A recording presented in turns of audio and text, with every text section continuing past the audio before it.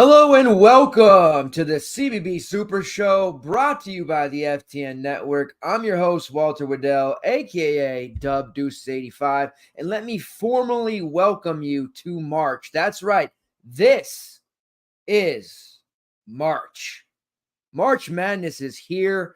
We are going to be entering conference tournament Power Week. Then we're going to have Selection Sunday in less than 3 weeks.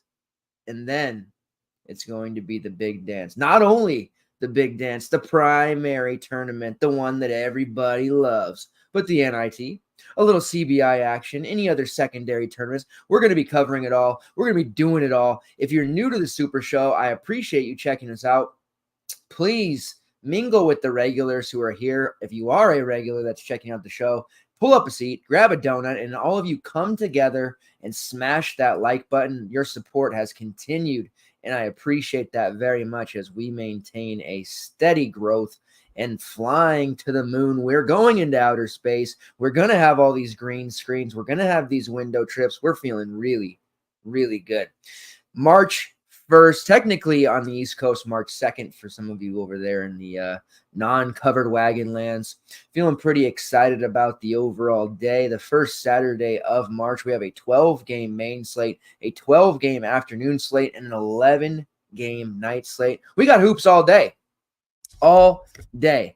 The show here is going to cover the DraftKings main slate, the 12-gamer. This is going to be from a DFS perspective. We're going to do the tried and true method, going game by game, while I provide you with the top options for each, the way I see it.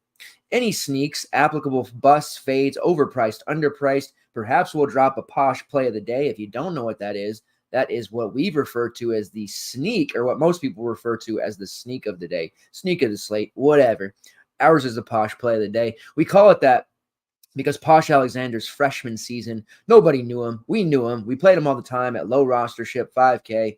He went nuts all the time, the sneak, and it just developed from there. Behind that Dylan Dessou jersey behind me is a Posh Alexander St. John's jersey shirt. Got to get the Butler one. Looking at you, Rob. Looking at you, puppy avatar. Need you to hook me up with some Posh Alexander gear. All right, let's check out the comments before we get in here. Who do we got? Hey, it's Alex. What's up, my man? What is up? Good time. Oh, let's see. It says good time to sign up for FTN bets for those of us in North Carolina. Ooh, we got some legalization in about 10 days. That's good. That's good. And then he says NC State NIT run. Hey, I would love to have an NIT run. As a Husky fan, I would love to have any postseason at all. The word's getting out, especially, or speaking of that Mike Hopkins is officially going to be given his pink slip, barring a Pac-12 tournament run and title win. So not just a run and getting to the semis or the finals. Like, he's going to have to win to keep his job. Really want Will Conroy, former Husky player, to get the job. It looks like and sounds like Coach Sprinkle, by way of Montana State or Utah State, maybe getting a look at the gig. We'll see what happens there, but I digress. Let's get into it here. March. Yeah, speaking of signing up, ftnbets.com, ftndaily.com, there is a plethora of content coming your way from both sides. We've got a model predicting conference tournament winners. We've got projections on the DFS side, daily articles, Discord that is second to none. We're posting starting lineups, late news, breaking news, injury news, all this stuff that changes the slate as we go. We tend to do very, very good on these all-day slates like on Sunday because we do utilize that Discord and social media. And it's not just me posting that news. Everybody in the community takes turns and finds info. If I'm not around for whatever reason, someone else steps up to the plate. Love our Discord community. We're going to be having a bracket contest where we're going to give away prizes to the best, top 3. We're going to be doing some season-long style drafting for the tournament with players and all kinds of fun stuff. So there is going to be giveaways galore, chances to earn money and swag. Can't wait. Let's get into this slate.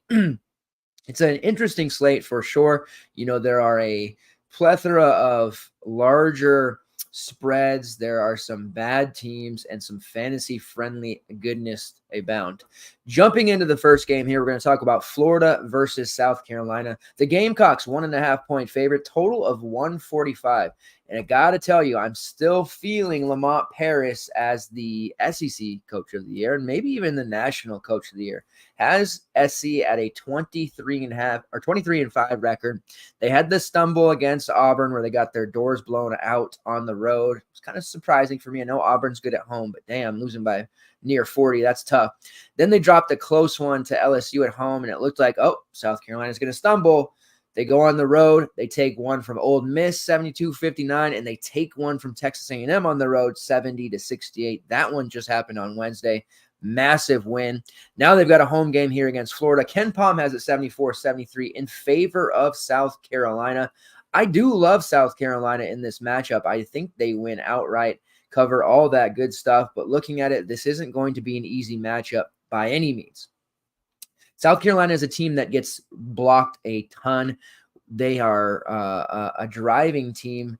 And what happens is elite rim protection style players tend to feast against them. And when you look at Florida, a team that prefers to push the pace, they're top 30th in tempo.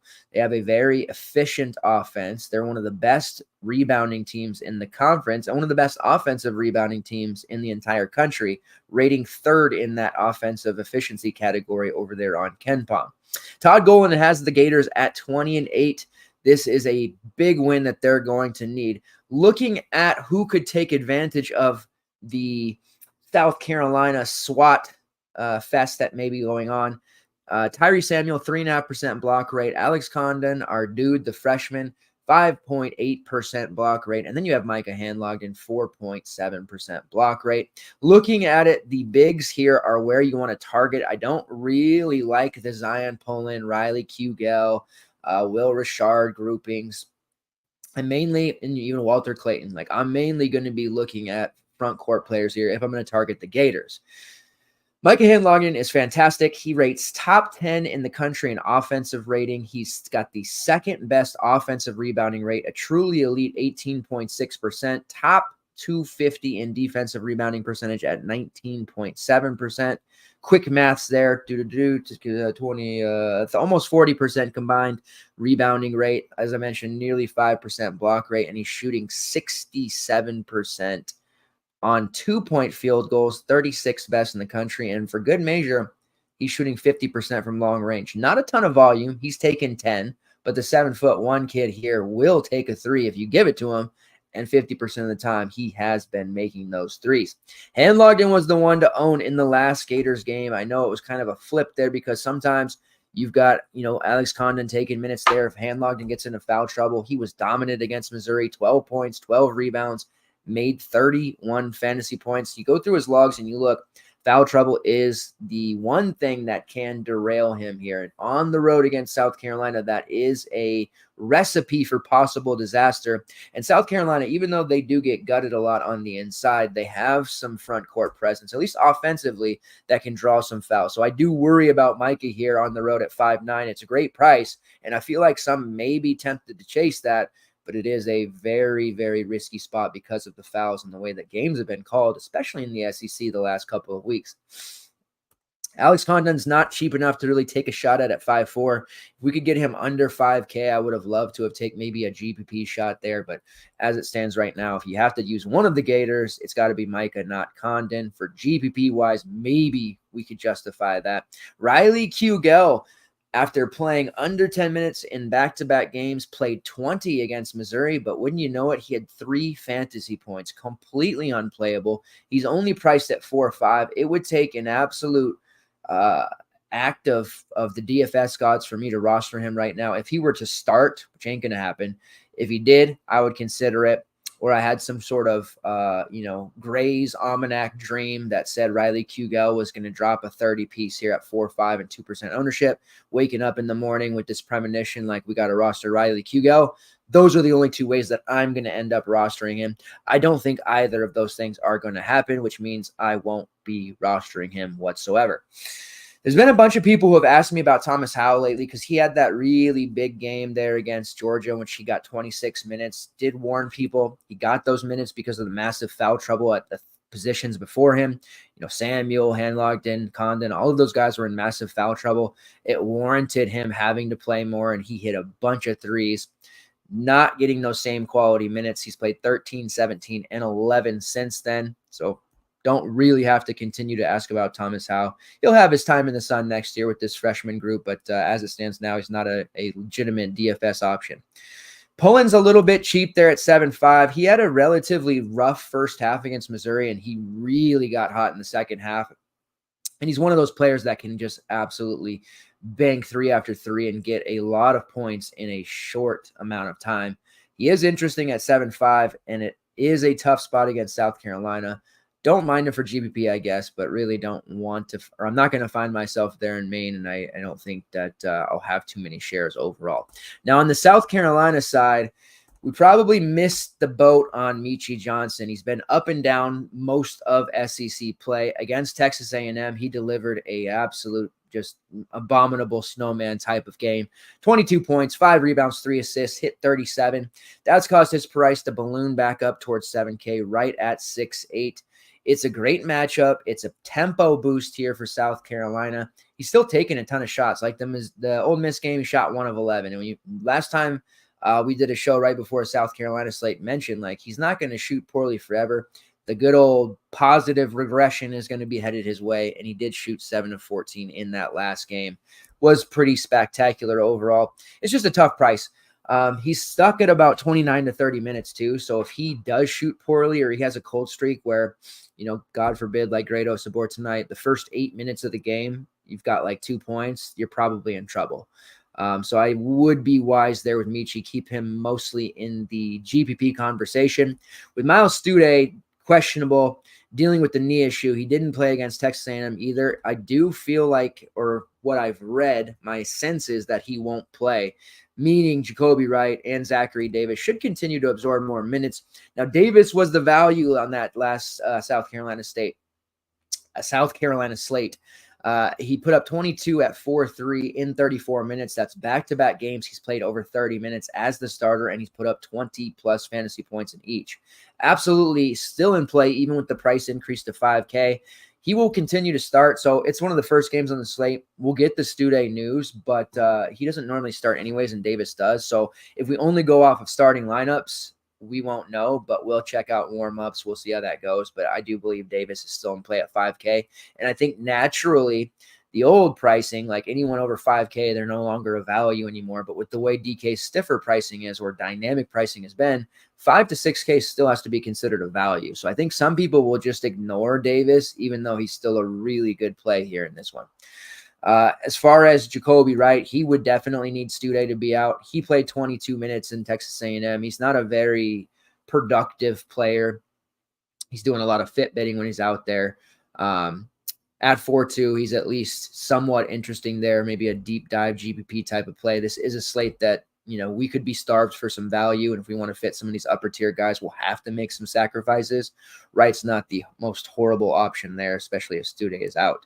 As far as the other options in starting 5, Talon Cooper at 6.3, he's fine. He put up a nice outing against Texas A&M, 11, 8, and 9. One of those classic Braden Smith-esque, mini triple doubles. I like to call him the old 12, 8, and 8 type of stat line. He's been solid, 9, 7, and 6 the game before that. So he's playing extremely well. 6.3 is a cheap price for him. I don't find myself going to him very often because he doesn't have a ton of upside, but he's fine. And then BJ Mack, who I pretty much have been off since like right when the non-con season ended and we went into SEC play. He hasn't really hurt us by fading him, and I'm going to continue to do so. 6.1 is a nice price, and he may end up projecting fairly decently here. But he seems to be stuck in this like max 25-minute role. And regardless of foul trouble, some games he has had foul trouble, which has affected him. But even in the ones where he's had like 1 or 2 fouls and he's a big part of it, over the last 5, he's still consistently seeing him play 21, 24, 27. Pretty hard to peg overall. And they are starting to use others like Josh Gray, Stephen Clark again, and they're just kind of taking minutes away from Mac. And then you have my man, Colin Murray Boyles. He is a brand favorite for sure. We were using him early in the season at cheap price. He's just been so phenomenal, so consistent. Home matchup here. it's tough because the Florida front court is just so stout. This is a bit high. It's a discount from where he has been because he was priced at almost 8K just a week and a half ago. And he's fantastic overall rates-wise if he gets some guys on Florida on foul trouble and they end up having a lighter front court, which is totally possible. Murray Boyles could end up having a nice afternoon, but as it stands, he's a little bit overpriced for me for this matchup. Top 15 offensive rebounding rate, has a 3.5% block rate, draws 4.5 fouls per 40, but also has a 4.5 fouls called per 40 rate as well.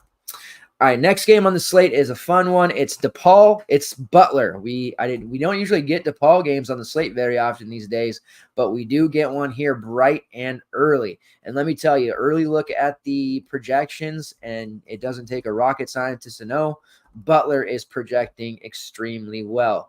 Now, Butler has played their way right out of the tournament. They're 16-13. They have gone on a major downswing after 4 straight wins against DePaul, Georgetown, Villanova, and Creighton, which is a double overtime win over Villanova to end January.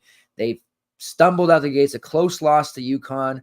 They had a close win over Providence, and now they have dropped 5 straight against the likes of Marquette, Creighton, Villanova, Seton Hall, and St. John's. A brutal schedule. They end with DePaul, and then next Wednesday they have Xavier. 2 easier matchups to be sure, but I don't think Butler has any opportunities now to make the tournament unless they win out and they win a couple in the Big East tournament. But they'll get to take out some of the frustration here on DePaul. It's a 13-point spread in favor of Butler, total of 148.5 on the road against DePaul. KenPom has an 81-68. I'm not comfortable taking a spread that big with Butler, so I won't. I might just look at the 148 total and take the over there because I do think that's extremely live to go over, and I think Butler is going to come out looking to attack time and time again. When we look at the Butler options, the first one that has to stick out to us is Posh Alexander, who we love. He's right around that price he spent all year, between 6.8 and 7K. Had a nice 32 against St. John's, 15, 7, and 3. Now he has this just totally amazing matchup against a DePaul team that's completely overmatched. It would be a shocker to see Posh not hit 4X at minimum here. I actually have him at, let's see, early look at 35 minutes, which I think is pretty reasonable to expect. Right around 35.6 DK points, which I know is not possible, but that's just how it works. 5.1x. We'll take it. I love Posh. Probably not the Posh play of the day because I don't know if he would be that low owned. It is a larger slate, so perhaps, but everybody knows DePaul is horrible. On the road, Posh has been pretty strong too. Looking at let's pull up DePaul's numbers here. Looking at DePaul, they're turning it over at a astronomically high rate. They're one of the worst teams in all of college basketball, 339th in offensive steal percentage. They do turn it over a lot, 333rd in turnover percentage. 349th in offensive rebounding percentage and 323rd in defensive rebounding percentage. This is not a good team. They've won, count them, 3 games. The Tony Stubblefield era is effectively over. One of those wins against mighty Chicago State and Louisville, if you can believe that. This is going to be a really tough situation for them. I don't know how Posh doesn't just absolutely railroad them. Perhaps we even see a Posh game where he eclipses 40 fantasy points. We did see that against Xavier back in mid-January. 21 real points, which is kind of hard to peg for our guy Posh, but it was there. 4 rebounds, 5 assists, and he did have 4 steals. Like, I just feel like this is going to be one of those games where Posh swipes 5 or 6 steals and just completely breaks the slate. We get any steal props on Posh, I do think we got to hit the over. This is like 3.5 or something crazy, but even at 2.5 steals or 2 steals, something like that, I feel pretty good about the over. He's going to be harassing them. I don't think we're in any real danger of him missing minutes or starters getting pulled if this one gets out of hand. We've seen reverse blowouts where they've gotten their doors blown off and Posh and the starters played majority of the game. We haven't seen too many instances of Butler winning in a blowout, especially in conference play. So it's kind of hard to determine just how many minutes those guys will get, but I think ultimately they have to win this game, and they're going to probably run those starters 35, 36 minutes pretty safely. Jamil Telfort at 7K, same price as Posh. If we think that one is going to be more popular than the other, I would say probably Posh. Telfort is interesting because he has been so consistent up until that game against St. John's, in which he was just terrible. He has been producing at a fairly high level and has been just about a lock for 4X at this price. Playing 86.2% of the available minutes, tops on the team, 23% shot rate, shooting 32% from long range.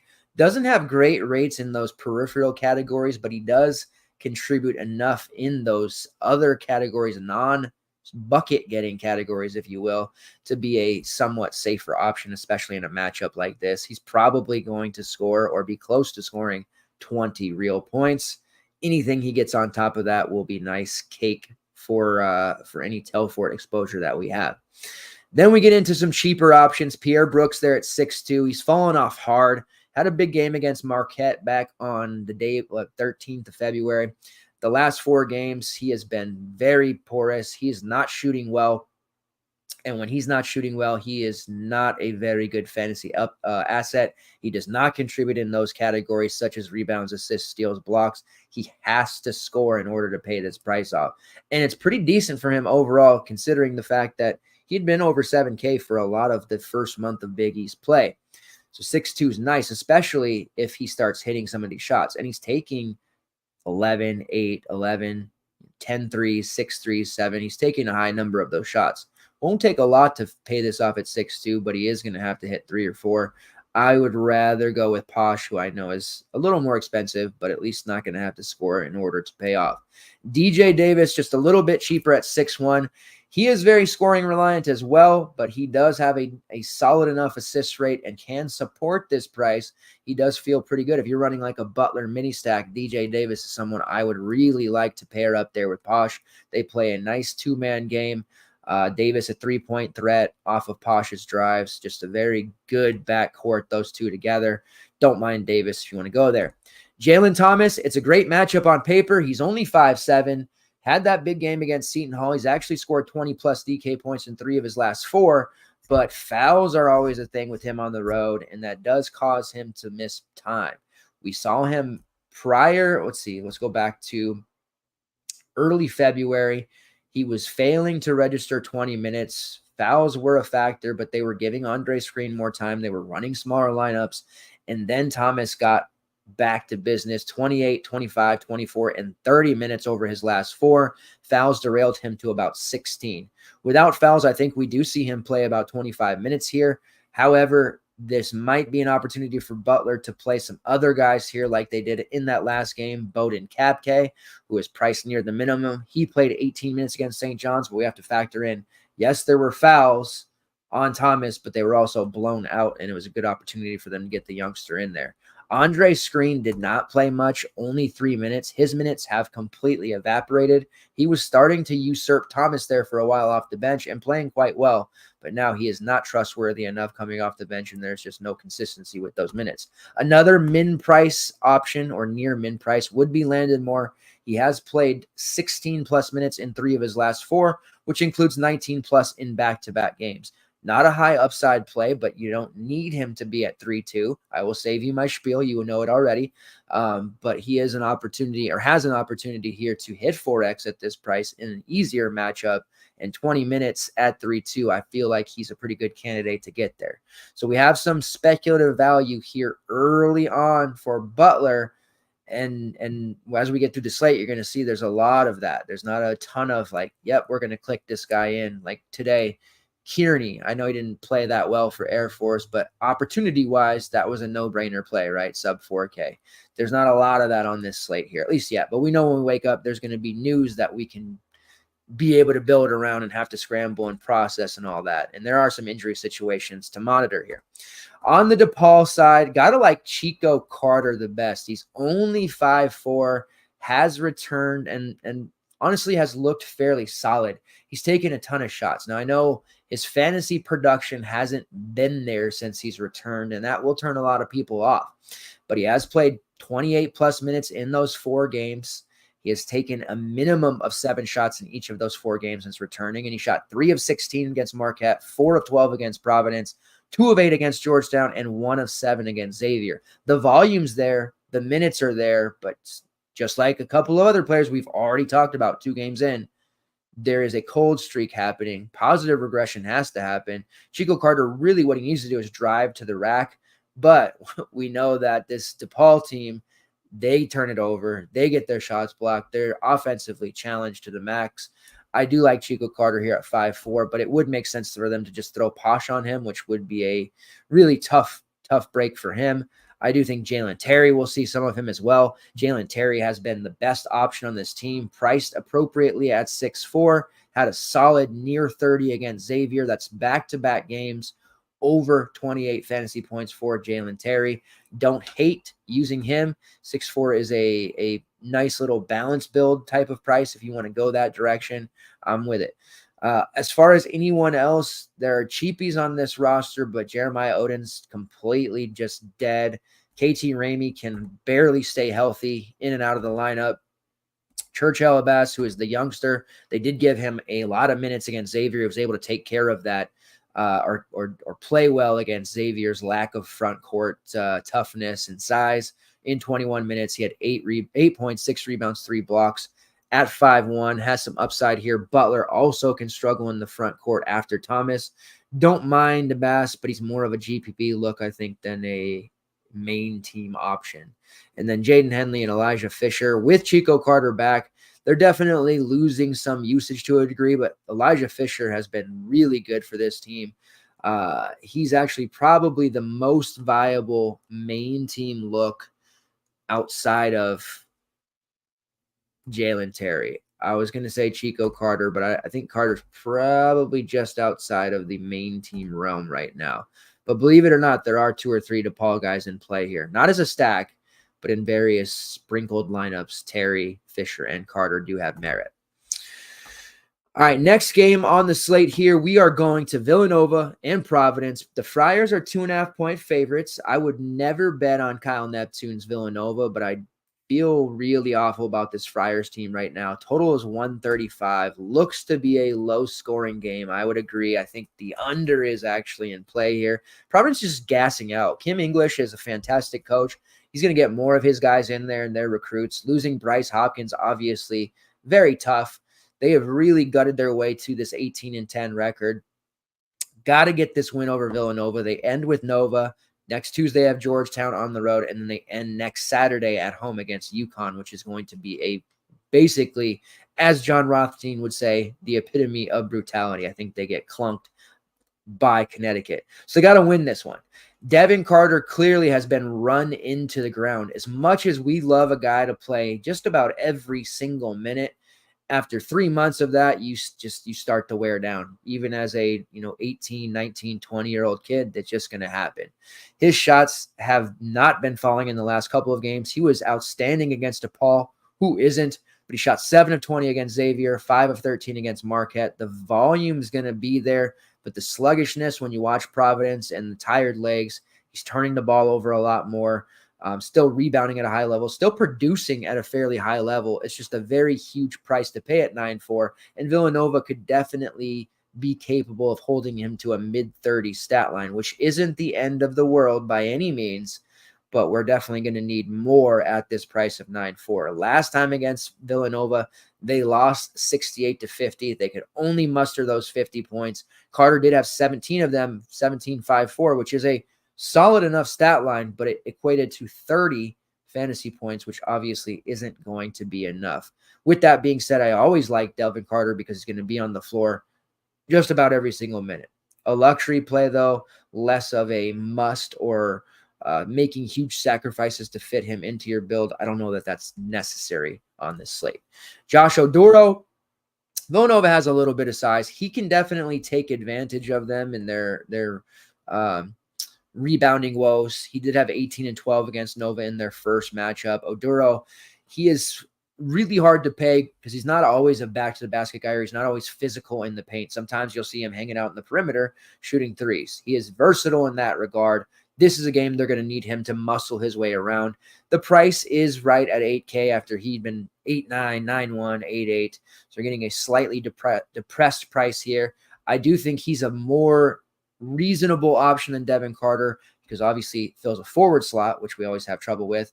And also we're getting a steep discount for someone who also seems like a pretty good bet to hit 30, 35. So getting that discount for a similar score is something that we should be wanting to do.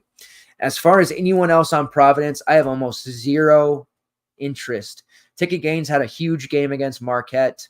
A lot of that was garbage time stuff. He had a bunch of threes. I'm not going to be tempted to use him. We mentioned this last Providence slate. He has these games where, he looks incredible, and then others where he's clearly the fourth or fifth option on the floor, not even attempting to shoot. So I don't think we can get to him. Jaden Pierre, scoring reliant player at 5'9". It's not cheap enough for us to get to. And one of my value staples over the last couple of slates had been Rich Barron, because he'd been playing all these minutes starting, has guard forward eligibility, but only 15 minutes against Marquette.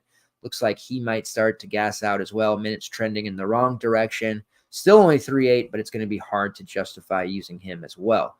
On the Villanova side, we have a bunch of injury tags here. TJ Bamba was wearing a mask at practice earlier today. Considered a true game time decision. He missed their last game. It's a facial, what are they calling it? A facial fracture, I guess. So really seems like he's not going to be able to play. If that's the case, that opens up a little bit of value somewhat here. Let's look at what Villanova ran as their starting group against Georgetown in a game that they could afford to go it without him. Hakeem Hart slid into the starting five. So you had Tyler Burton, Eric Dixon, Mark Armstrong, Justin Moore, and Hakeem Hart. Hart had 11 and 5. He's had some pretty nice games here. He's only 4-9. So as a starter, going up against Providence on the road, not the most ideal fantasy environment for anyone to target. However, he did have 25 against them last time, 9 points, 4 rebounds, 5 assists, a couple of steals. And that's the kind of stat line that Hart can give us. He will fill in the rest of the stat line there.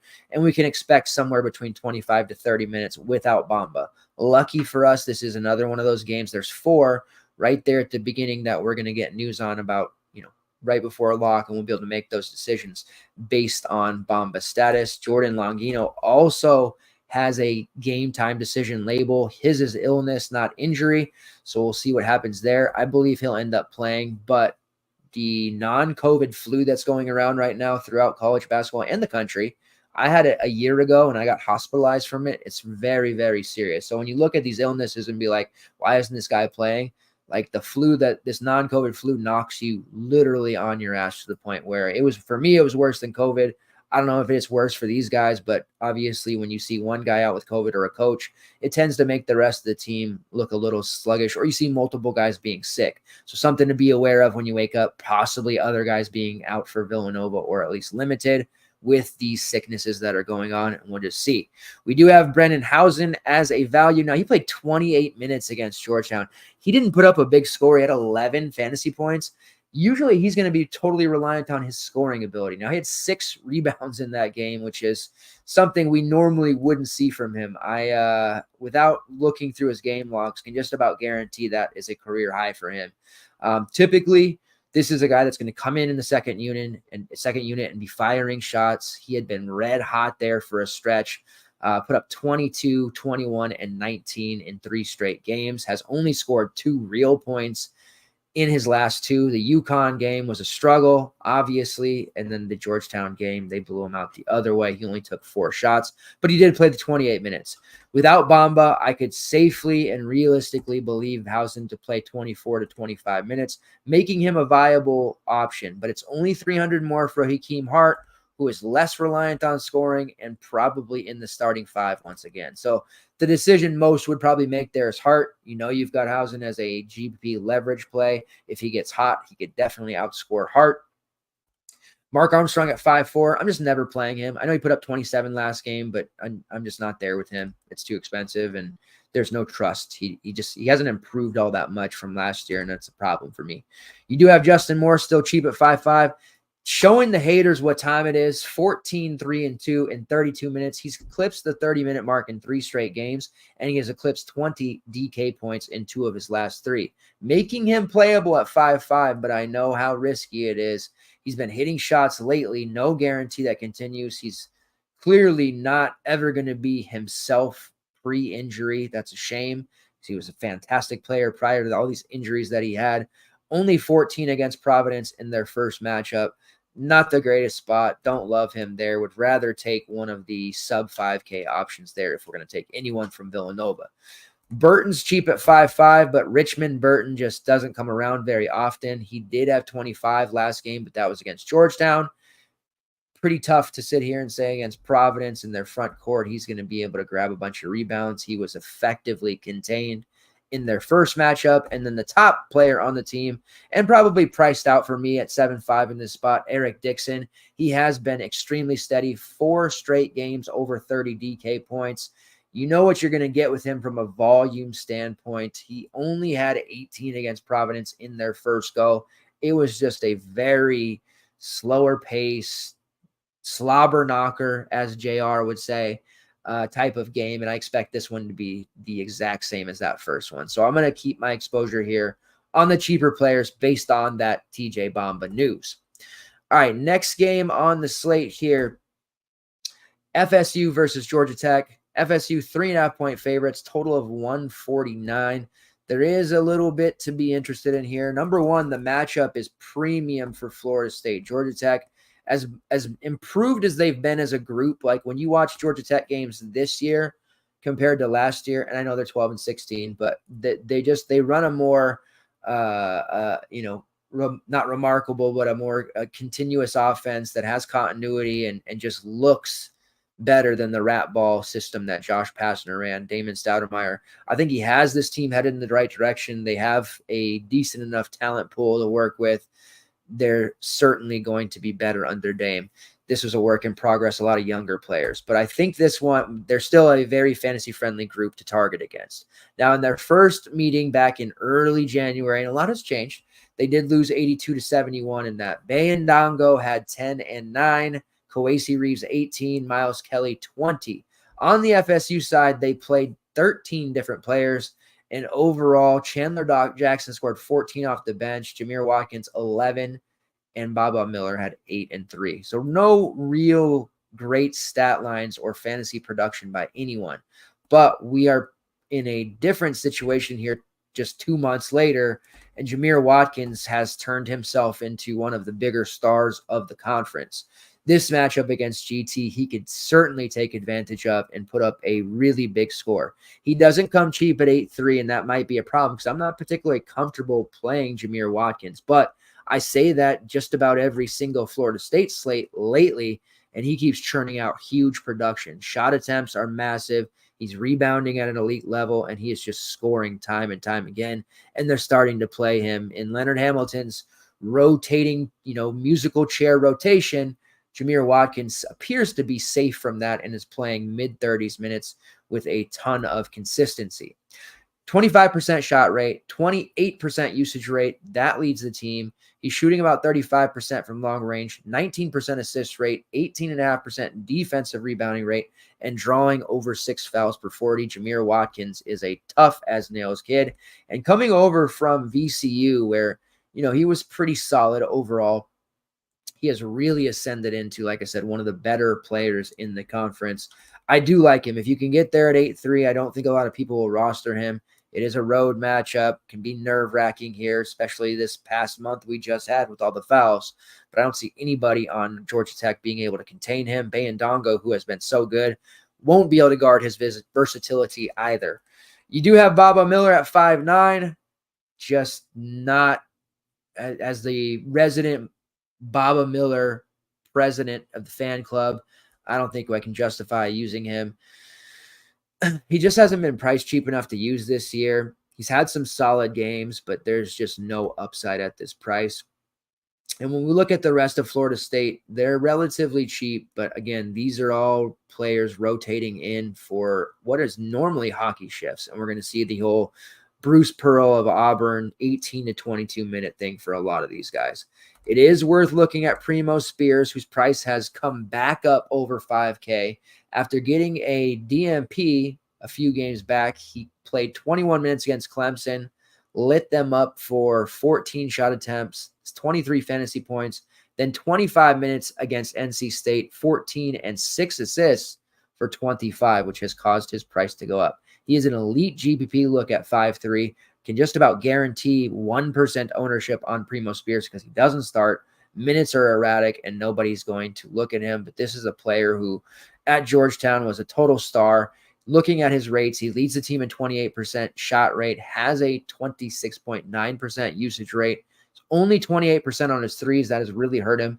Assist rate over 18% and drawing nearly 5 fouls per 40. Everywhere he's gone, whether it's Georgetown, Duquesne's, and now Florida State, he has been one of the best offensive weapons on the team.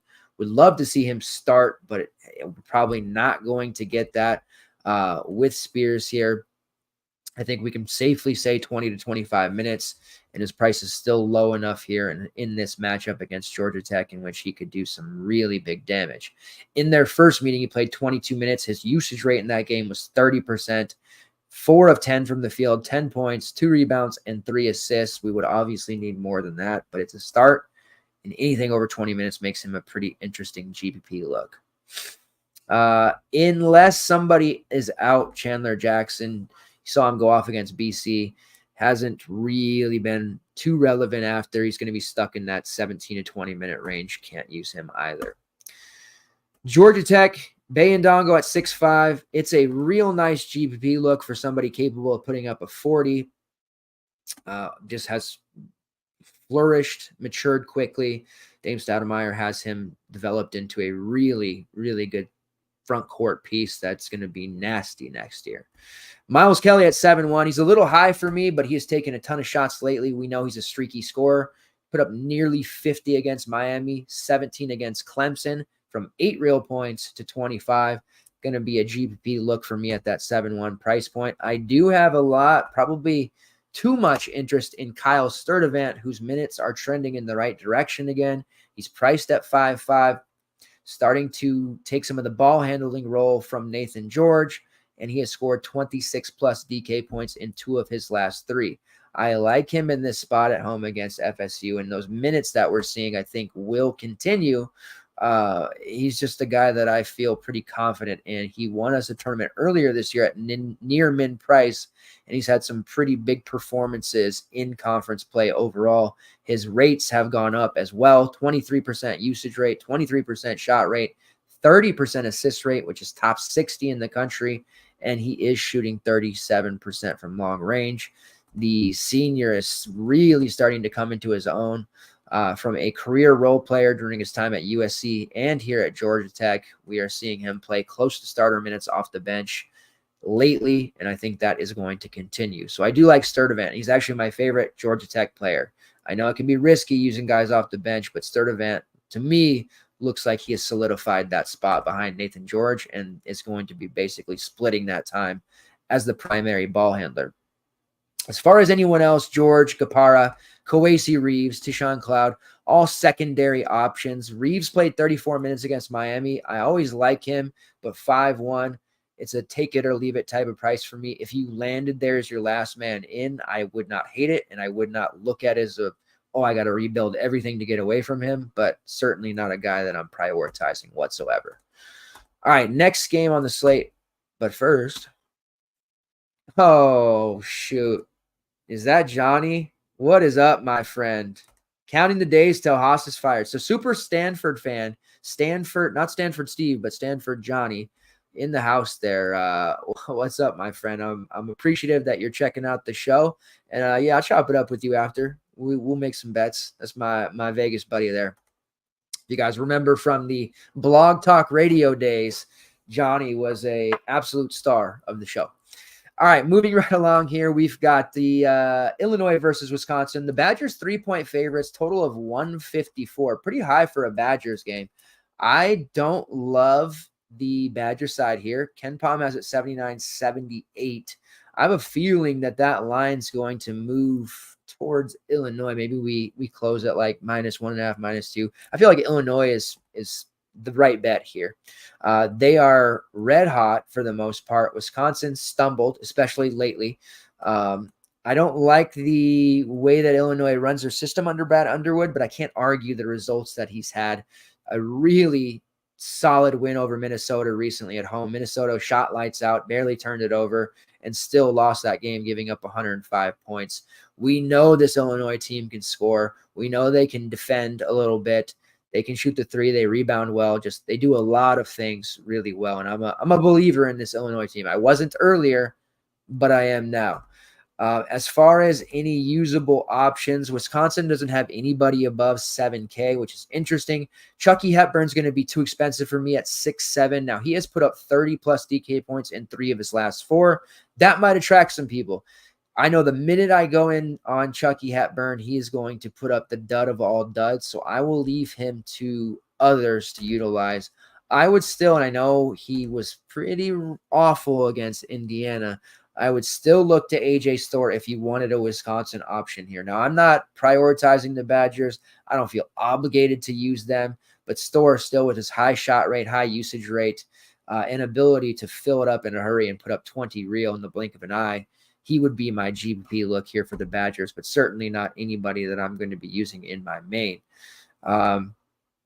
You have cheapies. John Blackwell played 23 minutes in their last game at 4.5. His minutes coming off the bench tend to be erratic. And then Max Klesmit at 5.3 with Storr shooting poorly. He got hot in the beginning of the game, then fell off, ended up shooting 4 for 11. However, he's taken 10-plus shots in 3 of his last 4, so we're getting high volume, heavy chucker Max Klesmit again here as the season starts to wrap up. On the Illinois side, there are the trio of options. Terrence Shannon, our guy Scary Terry at 8.4, Coleman Hawkins at 7.8, and Marcus Damask at 7.5. Damask and Shannon are playing basically every single minute. You'll catch them 38 to 40. That at least makes them somewhat interesting. Damask, more of a GP look. He fills it up in all categories. Terry Shannon can score, unreal score. 35 against Penn State, ended up dropping that game. Dreadful. 29 real against Minnesota. You know what the drill is here. His price somehow dropped from nearly 9K to 8.4. Now, Wisconsin has the defensive chops to slow him up a little bit, but Terry Shannon has been just god tier level on the road. He's averaging almost 10 more fantasy points per game on the road. He just strives when Illinois is struggling or they need a bucket. Obviously, they're going to go to Terry. He is the main look. If you can get there at 8.4 and not sacrifice the rest of your build, he's going to be the real deal. Top 100 offensive rating, 27% usage rate, 26% shot rate. Also, Scary Terry has a 3% block rate, drawing almost 7 fouls per 40, which is a top 25 rate. Who else on Illinois can we consider? Now, there isn't a lot, but Quincy Guerrier played 25 minutes in their last game. Perhaps they're going to start using him more. He's priced there at 5.6. We had seen his minutes dwindling for a time against Maryland, Penn State, and Iowa. Now they came back up. He's not producing all that well, but if you're looking for a versatile guard forward eligibility type of option as a last man in, mid 5K range, Quincy Guerrier, certainly you could do worse than him. Justin Harmon at 4.8, still an interesting kind of low upside value look. Typically going to play 20 to 25 minutes. I don't mind him here in this spot, but he's certainly somebody who isn't going to put up a 20-plus score. More of one of those, like, you need a value that's going to be on the floor at the very least. Harmon could be that guy. And then Dane Danger, it's impossible to predict when and if those minutes are going to come. I have to mention him, though, because he has scored 20-plus DK points in back-to-back games. Danger is a high fantasy point per minute guy, and he has fantastic overall rates, but there's just no guarantee. A lot of it has been matchup dependent for him and pace-wise. This is a game against Wisconsin in which I could see him banging with Crowell and getting those additional minutes, but also got to tread carefully because fouls are a big danger here. And any time he's on the floor for more than 5 minutes, the chance of him fouling out is increased exponentially. So tread lightly at 4.1. He's not a main team look, but GPP-wise, Dane Danger is somebody we can definitely look at. All right, Kansas versus Baylor. Baylor's 6-point favorites. How about that? Jayhawks falling apart here a little bit. Now, never count out Bill Self in March. We can't. Tournament time. This team's still 21-7. The 1 seed, getting away from them. tough loss at home against BYU. Not having Kevin McCullough, they get somewhat of a pass. But what they don't get a pass on is the lack of effort that I saw in the second half. Hunter Dickinson had a strong game against BYU, 17-11, but you know how to deal with him. He hangs his head when things aren't going right. They ended up only playing Elmarko Jackson 13 minutes, which I thought was a big mistake there against Baylor. Furphy had a horrible game. DeJuan Harris, who can score when he wants to, as he says, did okay, but overall it was just a very lackadaisical type of effort there from Kansas. And looking at it, I don't have a ton of love, even if McCullough's out, which he's supposedly going to be out the rest of the regular season, but now Self has been talking like, oh, he might play. I think that's gamesmanship. I think that he's not going to play, and they're just trying to give Baylor something else to think about. It seems very unlikely McCullough would play in this game, but you never know. It's possible. If he doesn't, that means Nick Timberlake will be back in the starting five. Back-to-back games over 30 minutes. 4 of his last 5 over 30 minutes. He's priced at 5-1.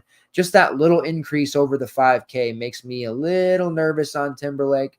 We know how he has to score to be able to make value. Shot 1 of 9 against BYU, 3 of 6 against Texas, which is better, 5 of 7 against Texas Tech. But if McCullough can't go, clearly Timberlake as the starter is going to be the one getting majority of those minutes. Elmarko Jackson is still near min price, but at this point I don't think we'll be able to get him enough minutes to still even barely pay that off. To me, he deserves more minutes, but he defensively still lacks a lot, and that's been a problem for him to be getting on the court. They also have Jamari McDowell, who played 13 minutes in that last game, and is clearly going to be splitting those backup minutes with Elmarko, making both of them pretty unappealing. Dickinson on the road at 8-8 against Baylor. He's going to project pretty well because of his rates.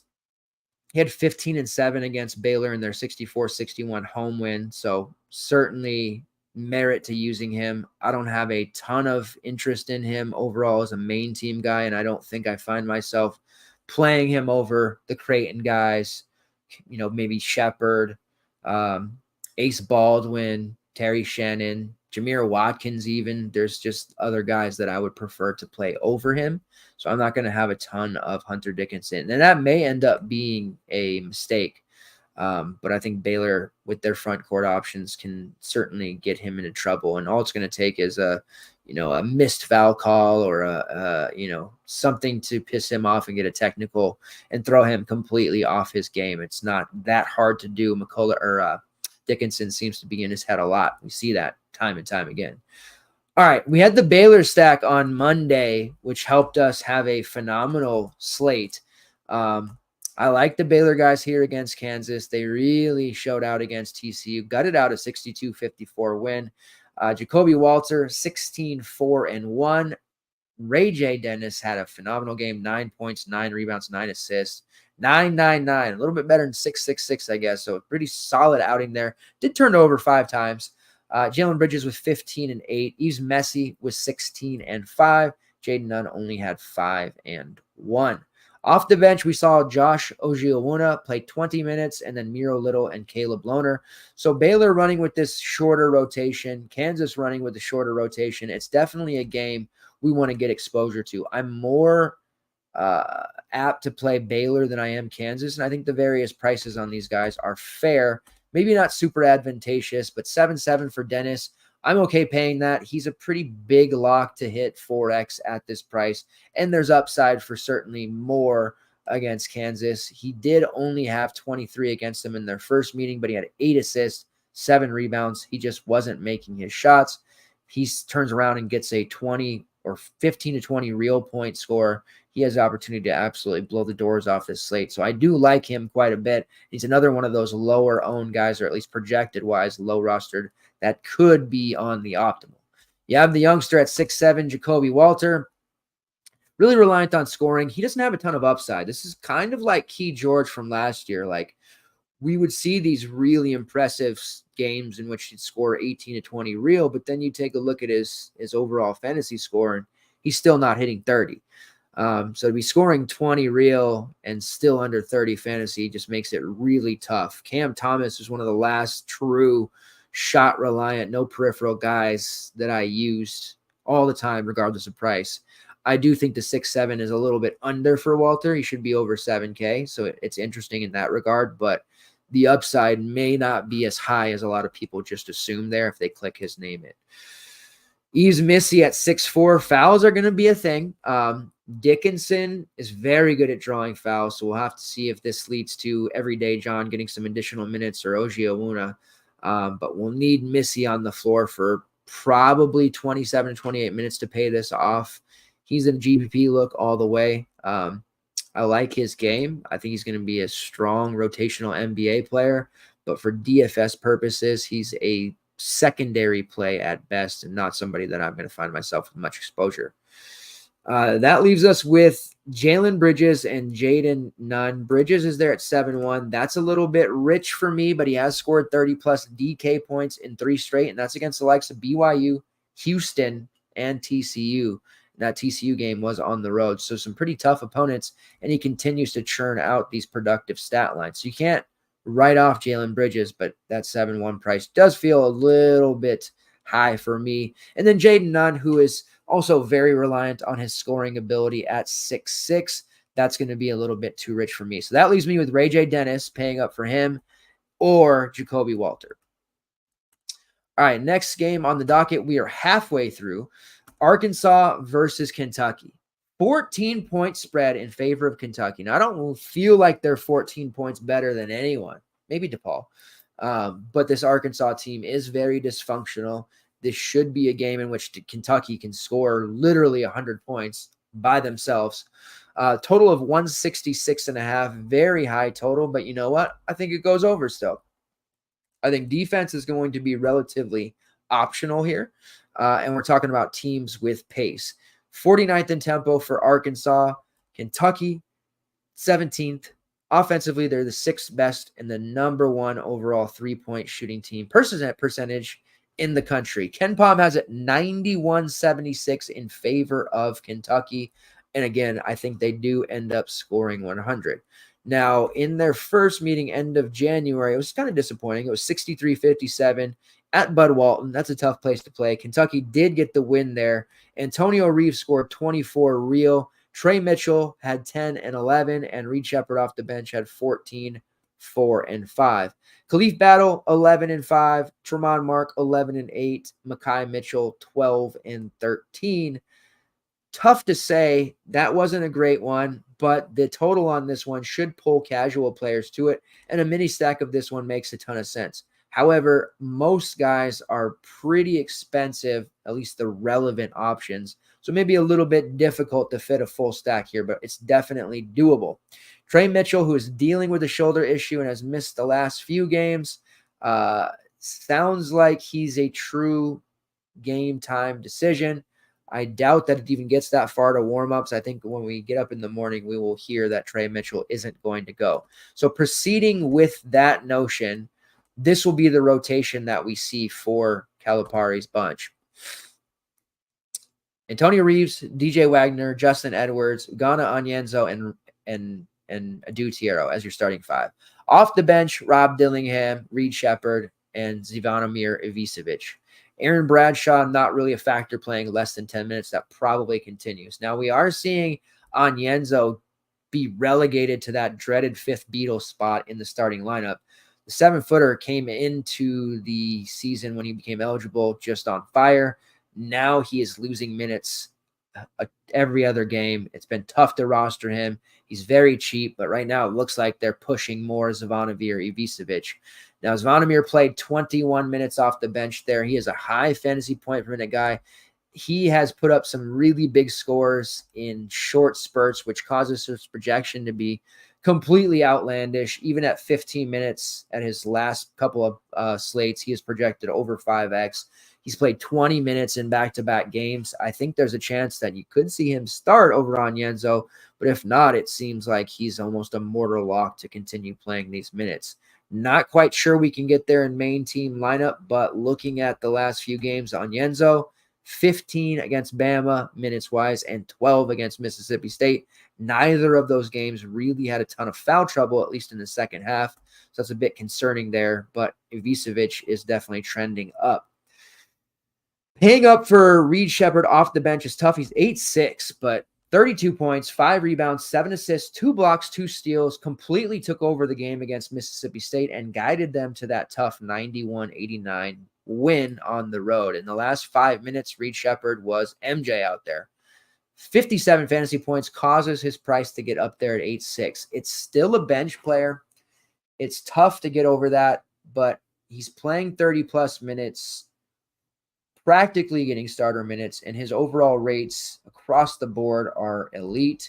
This is a legacy player with his dad being at the program, but he's fantastic. Top 5 in true shooting percentage, top 8 in effective field goal percentage, top 50 offensive rating. He has the 7th highest steal rate in the country, and he's the 2nd best three-point shooter in the country at 52%, which is a minimum of 50 attempts. He has taken 116 threes.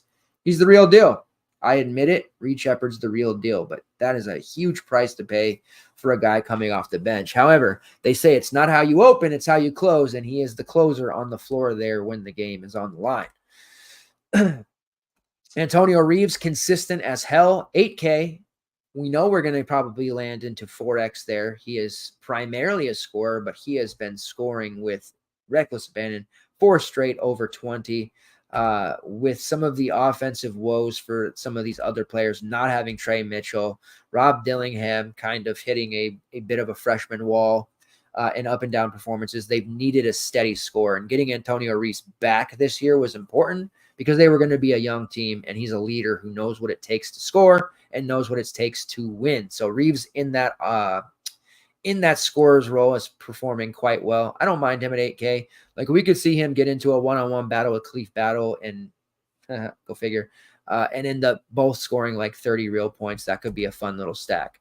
Rob Dillingham still a little bit expensive for me at 6'5", coming off the bench as well, but he's not as good as Sheppard, and he's not running the offense there when he's out there. He's mainly a scorer as well, and he's been getting himself into some foul trouble because he's pressing a little bit. Not full court press, but he's trying to do too much, make things happen, and he's not letting the game come to him. I know that's cliched coach speak there, but it really is just that simple. As far as others, Onyenso at 5'8", I don't know that we can use him. Love Adu Tiero at 5'5". That's my guy. I think he has an absolute monster game here against Arkansas. He was phenomenal against LSU, a similar style that I think this game will play out. In that one, he had 8 points, 9 rebounds, 4 blocks, 2 steals, 2 assists. Last 2 games, he's been right around 20 fantasy points. That's kept his price low. 5-5 against Arkansas. I am all the way in. In that first meeting with Arkansas, he did start, but he only played 12 minutes there, had some early foul trouble, but that was one of his first games back. After missing roughly a month of the season, they were easing him back in. He played 12 minutes against Arkansas in that first game back, 15 against Florida, and now those minutes are spiking up. So he's much more acclimated, got his game legs, and should be in line for a fairly big game. So that's my circle favorite play there. I'll be getting a lot of him. The nice thing about Tiero is he's rarely ever rostered by the masses. I think people will kind of overlook him because you have Justin Edwards for 100 more. You have DJ Wagner for 300 less. And those guys tend to not see a lot of rostership either, but I feel like most people, if they're going to use a Kentucky guy in that range, would look to one of them.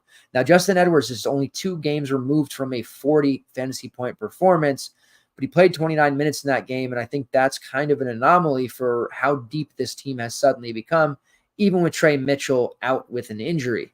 About 20 to 22 minutes for Justin Edwards because Dillingham still has to come out there, and he's just going to be losing that time. At best, they're looking at a 50-50 timeshare. DJ Wagner has not panned out. He did play 28 minutes against Mississippi State and had one of his better games in the last month. That price of 5.2 is really cheap for him, but it's just not doable in Maine. He's a GPP look at best. The problem is there's not enough shots to go around. Wagner, who came from a level at high school where he's used to having the ball in his hands, taking all of the shots, he's been deferring to Sheppard in these late spots, which is very mature, shows that level of maturity and how great he can be, but it's hurting his overall stat line, and that's why this price keeps dumping, and he's still not even going to project over 4X at this price. Tiero is our look. And then again, if we think someone's got to get the minutes, Bradshaw's not getting the minutes at the 5. Onyenzo's starting to lose minutes at the 5. They're going with the quicker lineup and sometimes a smaller lineup, which they might be able to get away with against Arkansas. But Ivicevic looks like he's going to be that guy, especially in the second half, that gets that additional burn. So at 4.8, again, just want to rehash that. He is very much in the conversation here, but recognize there is risk for him to play under 5 minutes. So you'll have to make that decision for yourself. It's only a few hundred more for Tiero. I'm fine with just getting that exposure for Kentucky, but in GBPs, I want a game stack of this one for sure. Arkansas, Jalen Graham and Keon Menafield both going to get evaluated prior to this one. They've been warming up for the last couple of games and then end up not playing. It does sound like Jalen Graham is going to play. He's technically going to be listed as available. What that actually means, we'll see. If he is not a starter, I think it's nearly impossible to use him. If he does start, it's obviously not an indication of anything because we know how Musselman is. He'll play starters 3, 6 minutes, 5 minutes. He did that to Jalen Graham in the just recently before his injury. So we'll see how that shakes out. Graham's only 5K as a starter. He's interesting in this matchup. And you see some of the upside that he's shown there against the likes of LSU, Tennessee, Missouri. But we'll have to see how that actually shakes out. His reappearance does hurt Mekhi Mitchell, who I think at this point is a little bit too spendy. 6'2". It's down from the last 2 games prices, but still talking about a bench guy that you're having to try to guess like, oh, is this the one he's going to get 30 minutes in? Okay, he put up 50. Oh, is he only getting 18 minutes here? He put up 8. So you're really rolling the dice on Mekhi Mitchell. And some people have been just rostering him with confidence. And it's worked out for them, but they did get bit last game, and that's something that you just have to be aware of, especially when dealing with Arkansas guys and more specifically Coach Musselman's rotation. The possible return of Keon Menafield will likely make Layden Blocker a non-factor, and it'll certainly hurt Jeremiah Davenport as well. Davenport played 24 minutes against Vandy. That is a low upside play at 3.8. I know it looks interesting, and we've seen him produce in the past for Cincy, but he's just on this team with the ball dominant players that there are. Even with Menafield out, it doesn't leave a lot for Davenport, so he's not that great of a play at 3.8 unless we get Menafield ruled out once again. Devo Davis is there at 5K. He played 13 minutes against Vanderbilt. He played 34 against Missouri.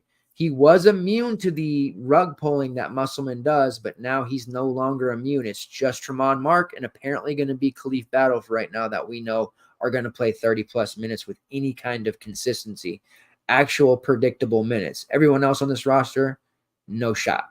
Trevon Brazil's been back for a couple of games now. He played just the 4 minutes against Missouri. They did play him 17 against Vanderbilt. Might we see Brazil get into the starting lineup here? He's only 4.9. Interesting price against Kentucky. They'll certainly need him. Have to ask yourself, is a 20-minute Trevon Brazil worth it at 4.9?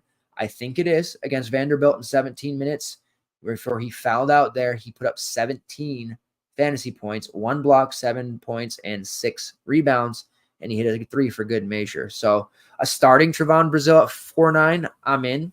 If he doesn't start, I'll have some GBP shares, but I do think it behooves Musselman to play Brazil more. He is obviously one of their better athletes pre-injury and is already working his way into more minutes. Look for him to potentially play 20 to 25 here in this one. L. Ellis has fallen off. He's only 4.4, but nope. You have to make a decision here. Tremont Mark, I think you want one of these two. This matchup with Kentucky is going to be high scoring, and one of them, possibly both, are going to be taking a ton of shots. Tremont Mark is cheaper at 7.1. He's been under 30 in back-to-back games, but against Texas A&M, you saw just how fast he could score. He shot 8 of 16, 26 real, 5 assists, and 6 rebounds in that one. He can absolutely fill it up. Then you get up to 7.9 for Khalif Battle, who is just playing ridiculously well. 9 of 17 against Vanderbilt, 36 real points. That was a 53 he delivered.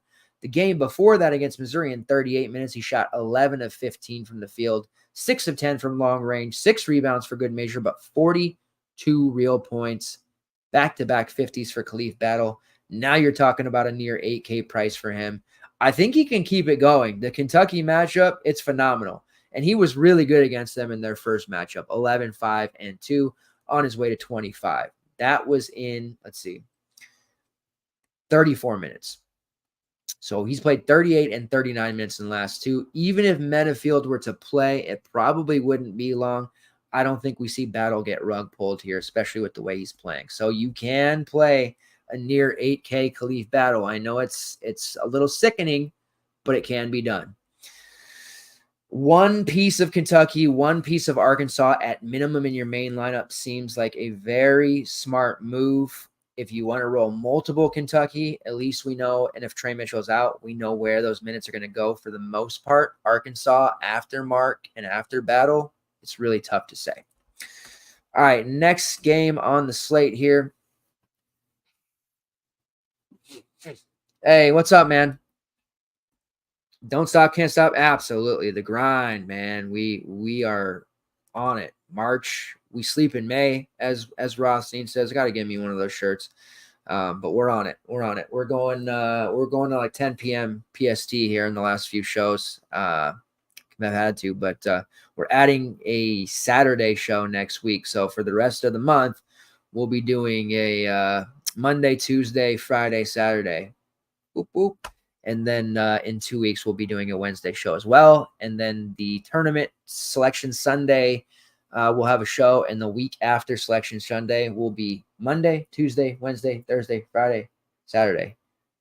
Back to back shows.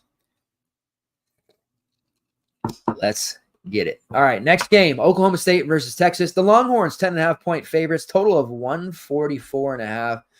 Man, this Texas roster is being wasted. I'm low-key mad. Not even low-key, high-key mad at Rodney Terry. I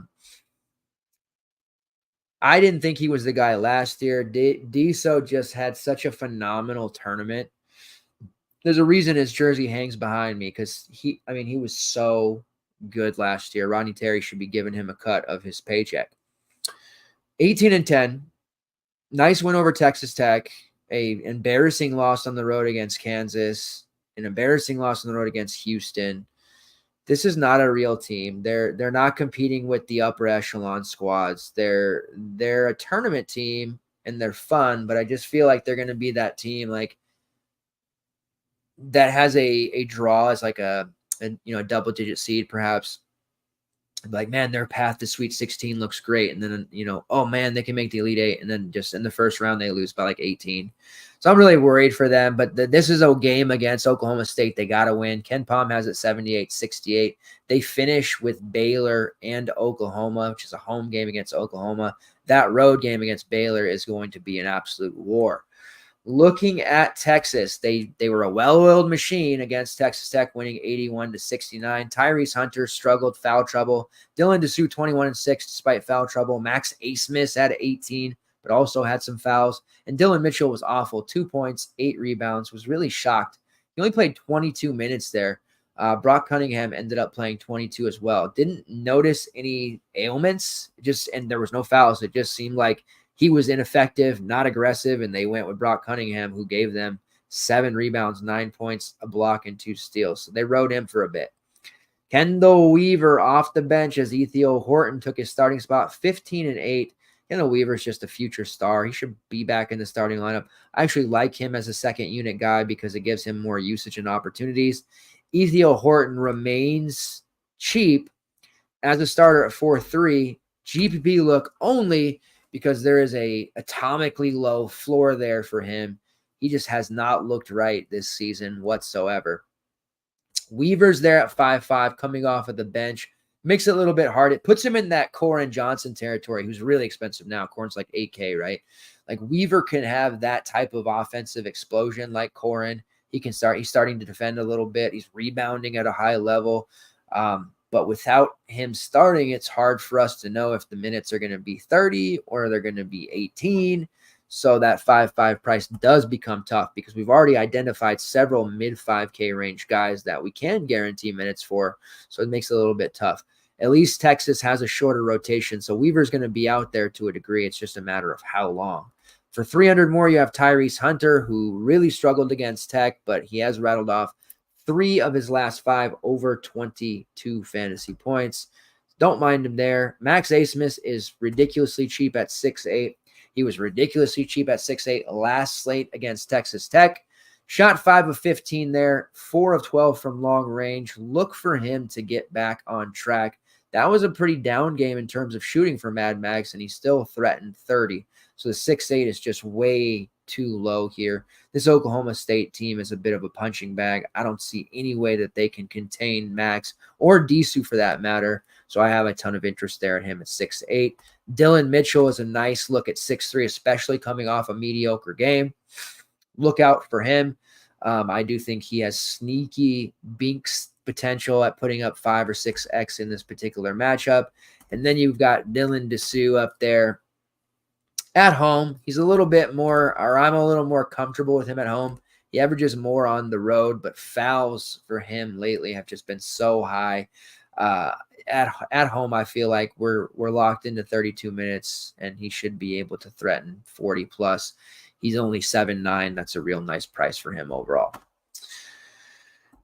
On the Oklahoma State side, not a ton of interest. It is a fine matchup against Texas, and the guy that we've been riding is Jamiron Keller, who has fallen off the last couple of slates, under 20 fantasy points, but the minutes are still there. He's played 30 plus in 4 straight games, priced at 5.7. He is definitely on my player pool, not at the top or anything, but he's certainly close. And when you pull up the rates for him, 19% usage rate, 19% shot rate, shooting about 35% from long range, and his assist rate sits at about 16%. Those numbers all rising in conference play as he plays more. He's only a freshman, and he's going to get better. Javon Small leads the team in usage, leads the team in three-point percentage, and assist rate at nearly 30%. He has been strong across the board. I actually feel like Javon Small has the sneaky posh play of the day vibes. He won't get that designation, but a Max Asmus Javon Small mini stack from this game just screams duel. Slightly more expensive than Max Asmus, but I like Javon Small quite a bit, the way that he plays. He has major upside as well. Had a string of tougher matchups defensively. Cincinnati on the road, UCF, Oklahoma, BYU, like just some real tough matches. Houston, and even against Houston, he put up 25. BYU, he put up nearly 30. UCF, about 23. So he's been putting up some pretty solid scores here against tough defenses. Going up against a fantasy-friendly unit in Texas, I do feel like Javon Small is probably going to get overlooked way too much. 6K for Brandon Garrison, high-end rebounder. Don't hate the idea of using him, but I don't think he's going to be able to stay out of foul trouble on the road there against Disu and Mitchell, so probably not going to end up with much of him either. Connor Dowd did come back after missing a few games, played 2 minutes against UCF. He's not an actual option at 3.3, but pre-injury he was starting and was a relatively decent value for a time there. If you do want to use him, if he starts, fine, but don't be mad if he plays 5 minutes. All right, next game on the slate, we have Oregon, as the folks at ESPN say. Oh, I say Oregon. I don't know if you guys say Oregon, but we say Oregon around here. Oregon versus Arizona. Zona is a 13.5-point favorite, total of 158. Now, starting with Oregon, they have some really nice pieces here. Price-wise, they're projecting pretty well, which makes me mad because I don't want to use a bunch of Oregon guys. But rotationally speaking, they're down to like a 6-man rotation at this point. Cario Oquendo and Muhammadu Diawara are just barely playing 10 minutes. They are playing Brendan Rigsby off the bench close to 30, and you're seeing Jermaine Cuisinart, Jackson Shelstad, and Fali Dante, Kwame Evans, and Jadarian Tracy all play 30 plus typically. So it's a really good rotation where we can expect them all to play, barring foul trouble, huge minutes. Now, it is a tough environment to ask them to go to Arizona and get it done, but the pace bump that they're getting and honestly, Zona's fantasy-friendly style worked pretty well for Oregon. In their first matchup, it was 87-78. And Folly Dante had 32. He's been just the king of Forex at this 8.1K price. I don't mind using him there at that. I think he ends up being kind of an ignored player as well. There is upside for 40 plus. Jermaine Cuisinart had 20 points, 5 assists. Jackson Shellstad, 6 and 4. Cario Quindo had 13 off the bench. On the Arizona side, Caleb Love lit them up. 36 real points. Kashad Johnson had 12 and 4. Keelan Boswell had 14 after hitting a pair of threes. Omar Ballo had 9 rebounds and 10 points, but he was in foul trouble for most of that game, played just 21 minutes. So I worry about the Ballo versus Dante matchup because I foresee one of them getting into foul trouble. Now, conventional wisdom will say, well, the home guy should be safe. Not always the case. Dante got the best of Ballo in their first matchup, which was a home game for Oregon. I'm a little bit leery of using either of those two in a main lineup just because of that foul factor there and because we've been getting just absolutely crapped on with fouls. But one is going to stay on the court there while the other does have to sit with the foul trouble. And the one that doesn't end up sitting is going to put up a big number. I'm pretty confident in that. If it's going to be Dante that sits, Kwame Evans, he showed up out against Oregon State, had 22 and 9 on his way to 42. That's not a blip. Earlier in the season in the non-con, we saw him put up a couple of 40s there. Syracuse on the road, 17, 8, and 3. Actually, that might have been a neutral. 39 fantasy points, 35 against USC, or sorry, 48 against USC. He had some major upside in the non-con. This kid is an absolute stud. Going through some growing pains, hitting a wall as a youngster. But if he gets 30-plus minutes and at the behest of N'Faly Dante, that 6-1 price point is going to look very silly for Kwame Evans. But I am a little bit nervous, again, about using front court options on the road right now. But I don't want to miss out on a potentially high upside GPP look in a player like Kwame Evans. 2 6K or sub 6K guards in Shellstad and Tracy, both in play. Not particularly exciting for either. Shellstad is just consistently playing 35, 36 minutes and respectable score after respectable score. Tracy, a little cheaper. He dudded out against Oregon State. Did flash against Stanford for 32. Overall, like him, but with Shellstad being only 200 more, that is where I want to go. You do have the value in the one and only bench player that Oregon seems to be committed to using right now at Brennan Rigsby and 4.9K, but it's not that much cheaper than a Shellstad or Tracy. If you want to use an Oregon player and you can't afford Dante, I think you do go to Shellstad, Tracy, and then use Evans in your GBP. Cuisinart, I just have a hard time getting there. It's 7-4. He's been solid. Big game against Oregon State, 16, 4, and 6. He's usually a brick as major chalk. He hasn't been very chalky lately, but against Arizona in their first one, he had 24 and 5 on his way to 35 fantasy points. He is somebody I'm worried about not using in this matchup. But at the same time, I just have that personal rule where I just don't use Jermaine Cuisinart. So Dante all the way or one of those mid-range Oregon guys for me. For Arizona, Caleb Love's a little bit spendy at 8-7. Again, he cooked the hell out of Oregon's perimeter D and got to the rack time and time again. He's a nice luxury play if you can get there. Nobody on Oregon's necessarily going to scare me when it comes to Caleb Love. Omar Ballo at 8-2. Again, I'm a little bit nervous about using him in this particular matchup.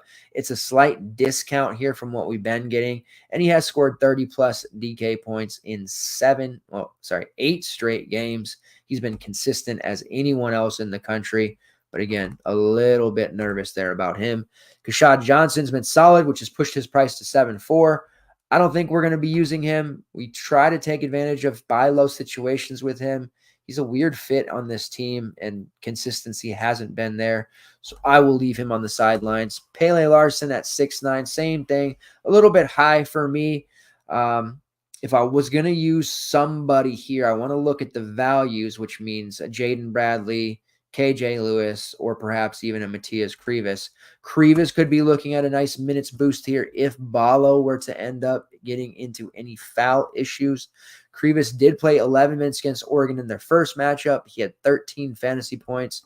He's 4-4. He's a suitable value if you want to use one there, but he would be more of a GPP look, and it's what I would call a very cute play. Not that I think he's cute, but I think playing him would be a little bit too cute and unnecessary.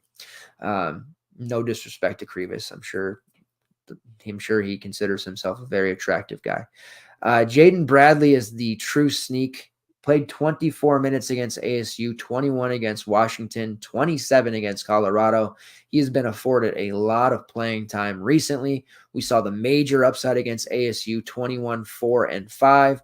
Seems like he's solidifying himself behind Boswell and Larson. We're seeing KJ Lewis's minutes dwindle the last few games. He's been under 20 minutes in 5 straight after he was playing more than Bradley there for the week before. He's only 4-4, a little bit cheaper than Bradley, but with him playing way less, it's tough to justify using him. Get up to Bradley at 5-1. I think he's suddenly become the most important bench piece on this Arizona team, at least for right now.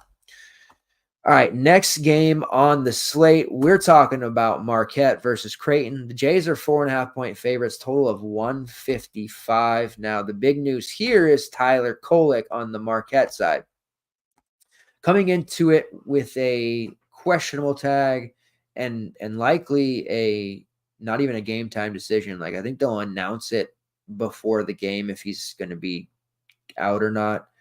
I'm seeing some publications say doubtful and possibly out for the last, handful of regular season games. I don't know how much that's actually true. There seems to be a lot of people out there that are trying to present themselves as I got it here first, and they're just throwing shit at the wall. So I don't have a major publication that has made that designation yet. If he plays, it's crazy because he's only 8-1, which is one of the cheapest prices he's been in a long time.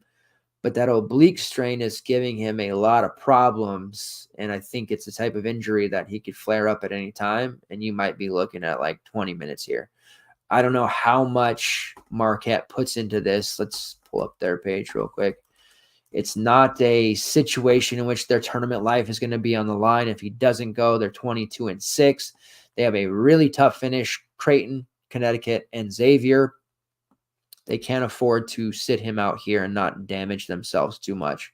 Ken Palm has it 76-73. Creighton is a team super shorthanded, no bench. Marquette could still theoretically beat them even without Kolek. So we'll see how that shakes out. If Kolek can't play, it gives us value for days. 4.6K Chase Ross. He would be the one to step into a starting role. Played 23 minutes against Providence after Kolek went down. 12 points, 3 rounds, 2 steals. Chase Ross is a very capable player. If Ross went to, a Mountain West team or any number of low to mid majors, he'd be a 35-minute per game starter. He's a really good player, and I feel like people don't make that recognition for him. Stevie Mitchell would likely see a nice boost in minutes. Now, he started out really hot against Providence. It was like, oh my God, it's a Stevie Mitchell game. And then proceeded to do nothing in the second half. But without Kolek, I would expect him to see closer to 30 minutes. We did see Trey Norman play 19 minutes after Kolek went down. He's 3-4. Perhaps Norman would be able to be in line for a start. I think Chase Ross would be the starter, but Trey Norman looked really good there. 8 points, 2 rebounds, 2 assists, and 2 steals. And then we also saw Zayden Lowry. He played 11 minutes. He's played double-digit minutes in 3 straight at min price. Not a very exciting look there. That would be kind of a GPP throwaway type of play there. I'd much rather get to Ross or Norman for 400 more there if Kolek's out, but we'll have to monitor as the slate goes on. That is one of the last games on the slate to see how it shakes out. Additional minutes bumps for Cam Jones and David Joplin as well. Ben Gold's only 4-7. Probably in line for 20 minutes regardless because Kolek doesn't affect him as much. They're using him more. He scored 20 against Xavier and 24 fantasy points against Providence, playing 20 and 25 minutes. He has hit the 20-minute mark in 3 of his last 4. So Gold's starting to get back into viability there as a value option as well. Creighton side, it's always the same thing. Baylor Shireman, 9-2, Ryan Kalkbrenner, 8-9, and Trey Alexander at a very appealing 8-3. All three of those guys playing 37-plus minutes, barring mega foul trouble. Marquette matchup, it's not great on paper, but these guys are matchup proof. They're playing damn near every available minute. I like Trey Alexander. I think the field would as well. 8-3, just way too cheap of a price for him. He has no business being that. I don't know why they would drop him. He has scored 38-plus DK points in 4 of his last 5. Going up against Marquette, again, they have the defensive chops to give them some problems here, but in their first matchup, which was all the way in late December, he had 18, 6, and 6 for 39 fantasy points. So this is a home game here. Love Trey Alexander. Is he a top-end core play? Yes, absolutely. Then you have Stephen Ashworth. That is a Discord favorite. He's had 2 straight down games, which puts his price at 6-6. One of our primary editors, Adam Young, will probably be banging the Stephen Ashworth drum. He was awful against Marquette in their first matchup, but this was before he really started to find his shot again. He struggled for a long time here for this Creighton team, transferring where he was an alpha in his previous stop. Now we're seeing him start to accept and embrace this 4th option role, and he's been very, very good lately, although 2 down games out of the last 2 definitely makes him pretty intriguing at 6-6. He's clearly the 4th option on the roster in real life and clearly the 4th best DFS option, but he's way more affordable than the others. So I don't hate the idea of going there and wouldn't blame anyone for it. Value-wise, Mason Miller and Fran Farabello, they just have no upside. Their floors are low, very unappetizing, unappealing options. Now, I like Jason Green, the 3.3K kid. He doesn't necessarily have anything in his logs that's going to make you be like, whoa, this guy's amazing. But minutes trending in the right direction. They're using him more than Frederick King. They're using him more than Isaac Trout, more than Lawson. And it seems like, and I'm seeing a lot of praise from fans, beats, and coaching staff alike, Jason Green is starting to be somebody that they're comfortable with. And he's had some really big defensive stops. He's doing things in game that aren't counting stats for DFS, but he's doing these little things that are earning him more minutes, and he's doing the hustle plays, and he's making shot alterations. He's just a really fun and exciting player that a lot of Creighton fans are starting to hype up. So I think we're going to see his minutes continue to go up. As a GPP look at 3-3, you could do worse. We'll see how this one shakes out with Kolick, but Jason Green is somebody who could potentially be a optimal GPP play just because of how cheap he is, what he allows you to do, and the uptrending minutes. All right, we got 2 games left here. Penn State versus Minnesota. 6.5-point favorite are the Gophers. Total of 151. Now the Gophers, they had the most ridiculous game, and to lose it is tough. Now Belky from our Discord, who is a major North Carolina fan, but originally or still from Minnesota, so Gophers, his true team, dropped the stat, and he said in all the history of all this basketball, no team had scored 90-plus points, turned it over less than 10 times, and shot 70%. Yeah, that's not a mistake. 70% from long range, and still lost the game. I mean, that's horrible, but defensively, they did nothing. Illinois shot 45% from long range on 2 more attempts, but they didn't turn it over either. They only had 4, and they had a performance from Terry Shannon in which he just took over the game. But 3 total players on their team scored 20+. So defensively, they just didn't stop anyone. Illinois didn't really stop anyone either, but Minnesota didn't stop anyone, just that much worse, which caused Illinois to win 105-97. So they'll be looking for a bounce back here. Great spot against Penn State. DVP, we target bigs. Who will that be for Minnesota? Is it Dawson Garcia, who's nearly 7 foot? Like, he's more of the versatile scorer, taking threes, finesse. I don't know that he'll take advantage of the matchup the way that we want him to. I think he could score 30 real. He's a great option, but I don't think he's taking that DVP and running with it like this particular player might. And we're talking about Pharrell Payne, who, coming off a really solid outing against Illinois, 32 minutes. He took 10 shots, made 7 of them, 15 points, 9 rebounds, and an assist. Gotta love Pharrell Payne. Garcia is still cheap, under 8K at 7.7. He is overall the best option on this Minnesota team, pound for pound. Then you have at 7.6 Elijah Hawkins, who's playing every single minute, scored 30-plus DK points in 3 of his last 4. He's great. But looking at Pharrell Payne, we get him at a slight discount here at 6.7, just high enough to make people, feel a little leery about it. Coming off a strong game against Illinois, you can go back and see what his upside is.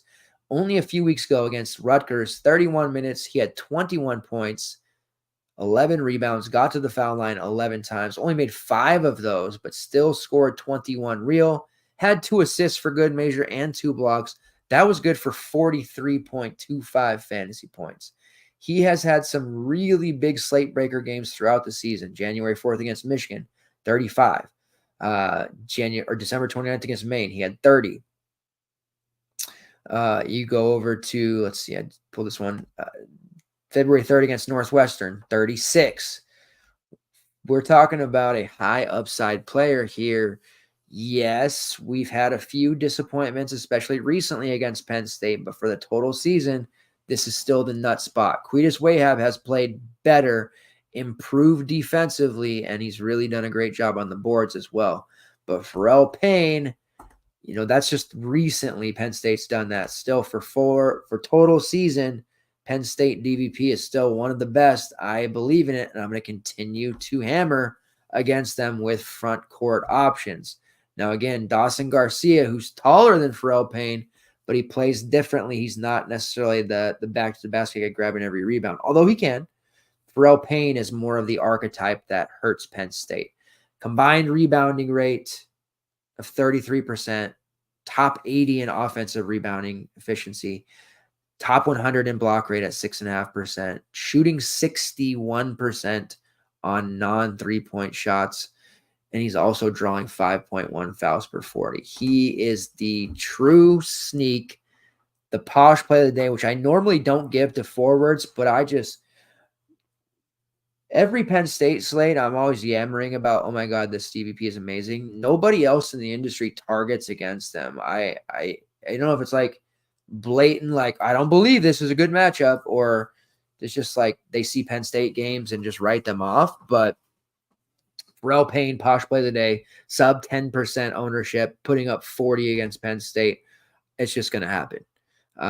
So he's a phenomenal play. And the 6.7, it's perfect that he had a decent game last time out, because it does give him a price boost and it keeps people away. So I'm happy there. If he would have been like 5.8, we would have probably seen a much bigger spike there. As it stands, it'll be me and our FTN community on Payne and probably no one else, which will be either a really exciting adventure to be on together, or we'll be tilting our faces off as he has the great Osabor first half of 3 fantasy points. All right, other options. Cam Christie is only 6'3". He has been playing major minutes over the last 2 games, 34 and 36. Did put up 30 against Illinois. I'll probably look at him for like point prop stuff. Don't know that I'll get there in my main. Do I want multiple Minnesota? I don't mind it. I typically don't like to target guards against them because of Ace Baldwin, Nick Kieran, their defensive prowess that they have, but this is certainly a winnable spot for him. Mike Mitchell's only a little bit cheaper at 6'1". He just has not panned out the way that I had hoped. And then we're seeing a little bit of minutes from Parker Fox, who's sitting there at 4.6 as a potential value. And then Braden Carrington, whose minutes are trending in the wrong direction, only at 3.9. Perhaps he could be in a semi-blowout situation here. Playing at the Barn's a really tough proposition for teams. I don't know that Penn State has the offense to keep up if Minnesota gets hot or they draw a bunch of fouls. So perhaps Carrington sees some additional minutes here that he hasn't been lately. As for Penn State, it's all about Ace Baldwin at 8.5. He is a really high price. He was expensive against Iowa. Hung that 50 up on Indiana, just 32 against Iowa there. That's typically what we can expect to see him do. Now, he had 30 against Minnesota in their last meeting, 16, 2, and 6. That was in 40 minutes. That's the nice thing about Ace Baldwin, that he's going to play all 40 minutes. Quetus Wahab, again, I mentioned he's emerging and improved a great deal here. He's bounced back around to different programs, found a home here in Penn State.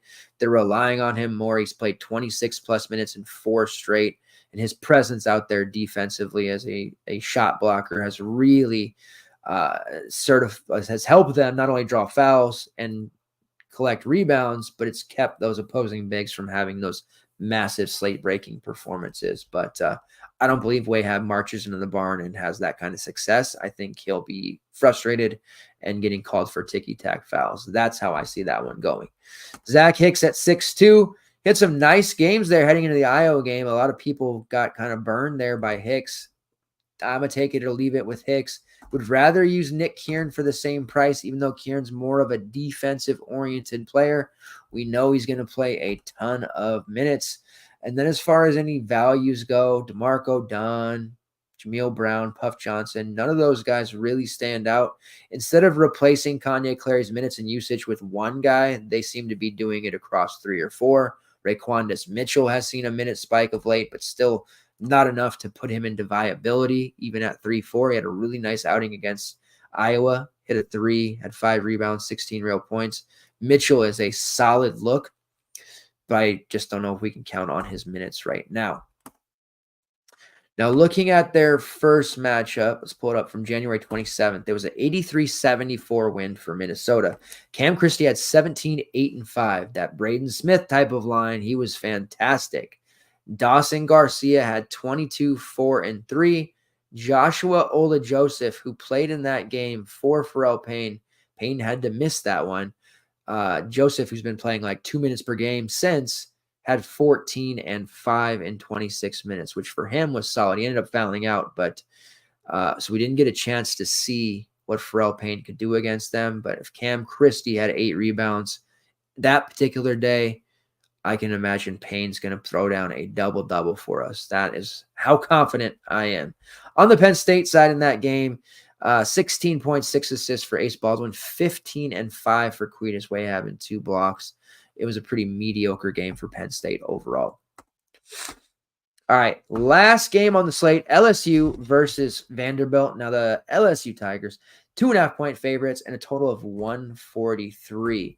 Man, let me tell you, let me vent for a minute about Vanderbilt, because I talked about how interesting the matchup was with Arkansas, obviously, and how Tyron Lawrence was obviously hiding an injury of sorts, or the way that they used him and the way he looked in the game before, playing less than 20 minutes. He proceeds to play 35 against Arkansas, drops 21, 14 free throw attempts, and he gets 5 rebounds and a steal and ends up putting up an absolute banger of a game. Uber frustrating for me. Now he's priced at 6'2". Not going to go back to him, even though, again, on paper against LSU, this is another phenomenal spot. The Florida spot was phenomenal. Played 18 minutes and did not do great. The Arkansas spot, phenomenal. Played 35 minutes and scored nearly 30.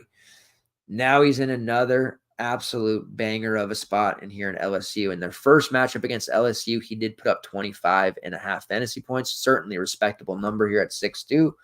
It's just getting so hard to justify Vanderbilt because Ezra Mannion, he's having these up and down games. Tyron Lawrence. Now it looks like Van Allen Lubin is the guy, and he had a monster against Arkansas, 19 and 12, which has caused his price to balloon up to $7K. And over his last 5, he has been putting together some monstrous numbers. He's only been below 24 DK points once in those last 5. Going up against LSU, it's definitely a spot for him in which he could dominate. They are 309th in defensive rebounding efficiency, 123rd. This is a team in LSU that gets their shots blocked at a very high clip, and they turn it over one of the highest rates, I should say, but this is not one you want to be high in steal percentage on offense. So they are just turning it over and giving other teams fast break opportunities from turnovers. So I gotta love Van Allen Lubin because he should be able to rack up a bunch of rebounds and blocks in this one. If he scores like he's been, we could be looking at another 30 plus for him here at 7K. So I do like Van Allen Lubin in this spot. I'm not as worried about fouls at home. And I do want to take some Mannion and Lawrence because to me, they feel cheap for the matchup, but we know just how frustrating those guys can be. Now, high usage, high fantasy point per minute player that missed some time and was really big for us early on, Jason Rivera Torres. It looks to me like he's starting to get back on the right track for playing. He's only 4.3. You're looking for a GPP throwaway type of play. Rivera Torres is a guy that I want to consider, especially if he gets up over 20 minutes in this one. And then you have Paul Lewis. Every time I talk about Paul Lewis and say, yeah, he's terrible, or yeah, he's value, he's playing minutes, but look, he put up -1 or he put up 3. He did deliver 18 against Arkansas, 28 against Georgia, sitting there at 3.9. He has played 20-plus minutes in 3 straight. Might Paul Lewis be a viable value? He might. Are you probably going to get frustrated by him putting up a 1? He probably will. LSU, we got to watch out. Jalen Cook, who has missed the last few games, didn't warm up on their Tuesday matchup, is officially listed as highly questionable for this one. I just want to keep playing Trey Hannibal without Cook. So if this is the last game on the slate, if Cook remains out, I'm probably just going to keep hammering Hannibal. At this point, he should be over 7K. They've just been inching his price upward. 6.5. He's just playing every single minute. He took 18 shots against Mississippi State and was incredible. Only 6 against Georgia, but 8 assists and 6 rebounds. He is just completely taken over as the alpha on this team, even above Jordan Wright, the main facilitator of offense. And if he's not scoring, he's generally assisting on those scores. Makes him a really fantastic option in a matchup that is fantasy friendly, obviously, against Vanderbilt. 6.5. Love Trey Hannibal. Jordan Wright's there at 7.3. He's a little bit low upside for me at that price. I would rather take Hannibal, but Wright is another guy playing just about every single minute. Now, the front court is where it gets tricky because Tyrell Ward, who was looking like his hip issue would keep him out, he did end up starting and played 22 minutes against Georgia, did relatively nothing at 11 fantasy points. Jalen Reed played 23 minutes off the bench. He had 15 fantasy points. That's where you see the cannibalization happening. And then Derek Fountain played 17 and had 14 fantasy points. So amongst those three, they're going to keep sharing minutes, and they're going to all three water down their overall upside, making none of them play. Hunter Dean also saw 14 minutes in that one. So that's another front court player pilfering looks. Will Baker played 26, and he's relatively safe at that. That's his third straight game playing 26 minutes. Now, we saw him offensively. He can cook in a hurry. He scored like the first 10 of 14 points against Georgia in that game, then proceeded to do nothing in the second half. Very streaky. We saw him as chalk throw up a 35 against Bama, but he's just losing shots to some of these other guys, and there's not a lot of additional minutes for him right now. That's why he's stuck in the mid-20s.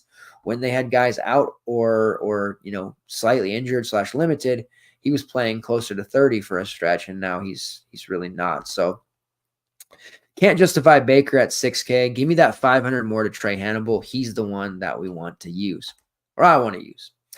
All right, that wraps up the slate. That brings us to the core. We're talking core here. Let's see what we want to do. Now, I'm toying with the idea of having a besides projections for afternoon and night, an actual article as well. I don't know if time's going to permit. It's almost midnight where I am right now. I am going to be up for most of the evening until the slate, but I tend to try to take like a 2-hour power nap around 4. So we'll see how that shakes out. And if I'm able to bang out the main slate article, then I will have some player pool and other notes for the afternoon and night. If nothing else, then I will still have a projection sheet for all. So have no fear. All right. Posh Alexander, core play number 1. Who else? Who else was going to pick? Posh is just a phenomenal spot against DePaul. Come on. Only 7K. Sign me up. Core play number 2 and Posh play of the day next to Posh Alexander has to be Pharrell Payne. Obviously, you know already. DVP against Penn State. Healthy, missed their first game. Joshua Ola Joseph, who now barely plays, had a relatively strong performance of 14-6 for him.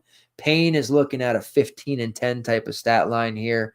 We're going to hit some props with him as well, but love Pharrell Payne. Core play number 2. And then this is where it gets tricky because there's a lot of different ways to go here. There's the Arkansas two-headed monster of Tremont Mark, Cleve Battle. We got Dawson Garcia. Colin Murray Boyles is a bit of a sneakier guy. I know I talked on South Carolina where I said his price is a little high, but he projects quite well matchup-wise against Florida. I think my third core going into it is going to be Trey Alexander, and I know that it puts us at a 7K player, a 6'7", and a 6'8". We're definitely going to be leaning towards a balanced build, which means I may not end up having as much of the Devin Carter, Kalkbrenner, Dickinson, Love, Shepard group like most others will probably have. But I'm definitely leaning towards loading up on 5 to 6K guys like Posh Alexander, Pharrell Payne, Max A. Smith, and then of course I'm looking heavily at Trey Hannibal, depending on that Jalen Kick news. That's another guy in the 6K range. Adu Tiero, another guy in the 5K range. Like those are 5 guys right there I'd be happy to go to war with, and that's going to leave me a ton of still salary to build out the rest of my lineup. Then we have the value plays on Marquette we can use to get some extra pay-ups in there as well. Depending on that Kolick news, we can get Chase Ross, Trey Norman, perhaps Lowry. There's some looks that we can utilize here. And Trey Alexander, who I love at 8'3". So that's the player pool I'm working with. Pretty much where I'm going to be. It'll be figuring out those last 2 or 3 spots, but I feel pretty confident about where we stand here on this slate.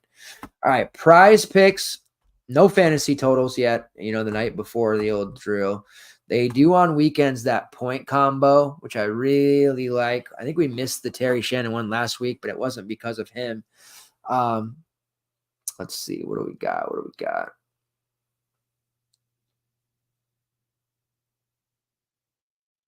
So this one, it's going to feel high, but Dalton Connect plus Mark Sears, this is Tennessee Bama game, over 43.5 real points.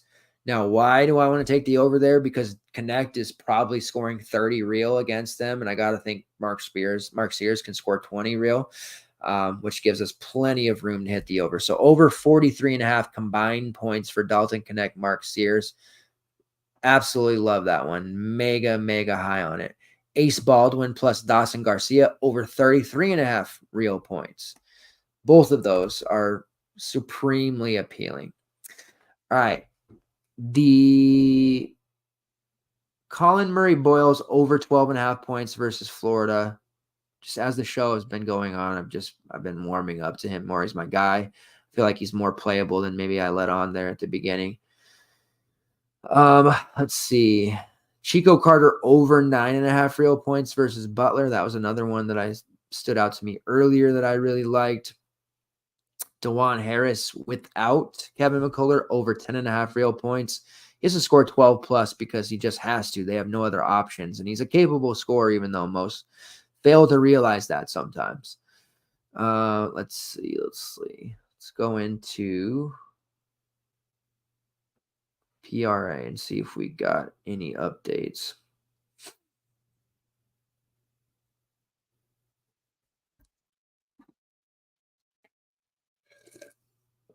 So Lynn Greer over 20.5 PRA versus Fordham. He might score 21 real points there, so that gives us a little bit of a cushion. I want to see if we get a fantasy point total for Ray J. Dennis because I feel like he's going to have this 12, 8, and 6 type of stat line. His PRA sits at 24.5, which is probably a little bit high to bet on, but I do think he hits the over there. But we'll kind of put that as a to be continued and see if we get a fantasy total out of him instead. But I'm really high on Ray J. Dennis in this spot too. And then one under here. I want to make sure I give you the right number. They changed this, so I just want to make sure that I'm still giving an accurate number that you can bet. Oh, don't forget Pharrell Payne. There's one. Over 19.5 PRA for Pharrell Payne. That is the guy that we're going to ride heavily. All right. Iowa State plays against UCF, which makes things ugly. Tamin Lipsey and Jalen Sellers both did us dirty the other day. Shamari Allen is the one that we're going to take the under, though. Under 15.5 PRA. He's just going to have no level of success against Iowa State. DJ and Sellers are going to do most of the heavy lifting for them. The rebounding is going to come from those front court options. This doesn't leave Shamari Allen with much left over. Under 15.5 PRA there for him. And then one more.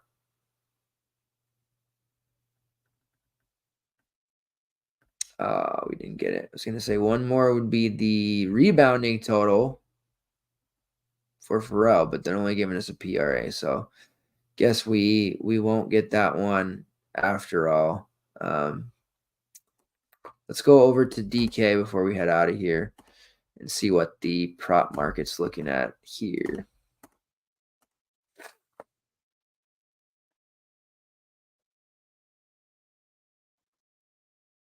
All right, rebound wise, give me that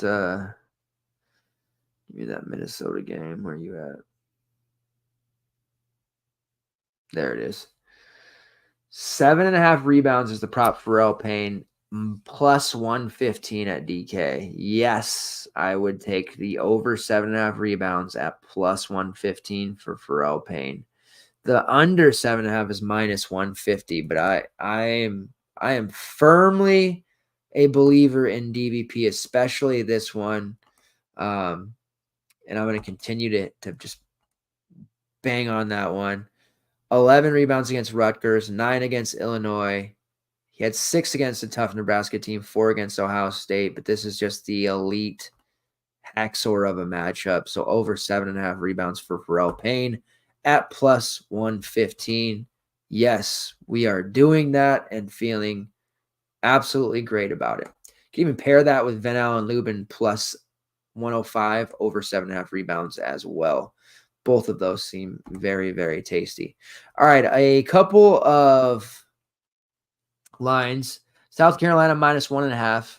I like them outright, obviously, to beat Florida. That just seems pretty obvious there, or at least I feel like they should win that one, especially here at home.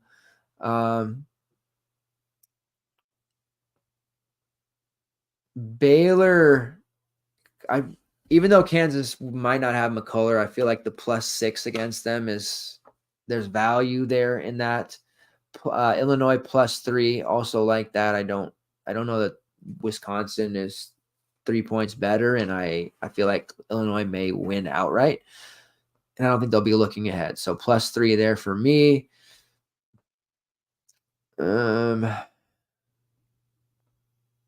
Oregon line feels high. Okay, here it is.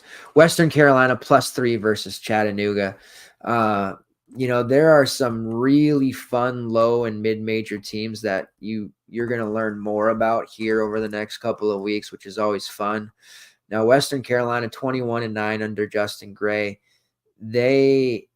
They have the kid, Vonterius Woolbright, who has the 3rd highest usage rate in the country. He's just been absolutely fantastic. The couple of times that they've been on the slate, he's been 1,000,000% owned, so nothing too surprising there. But they're playing Chattanooga to end the season here. Ken Palm has a 75-72 in favor of Chattanooga. They played on January 31st. It was 91-85. Chattanooga took that one. Trey Bonham scoring 22 points. Trey Bonham played on Florida last year where he had his moments, but was mostly a role player. He's been outstanding for this Chattanooga team. They also have Jan Zedek, who is a sharpshooter from Pepperdine, from Czech Republic, but he played at Pepperdine. I said sharpshooter in jest. He takes a ton of threes. He only makes about 28%, but he's been really solid for this team. They have a really good roster. This should be a fun game, but I like the SGB possibility here of Western Carolina +3 and over 146.5, especially considering both teams scored over 80 in their prior matchup.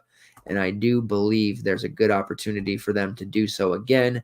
Ken Palm has it about, 75-72 in favor of Chattanooga. So just right on line there with the total. But I believe with these two teams and the players that they have, they will sail over that total.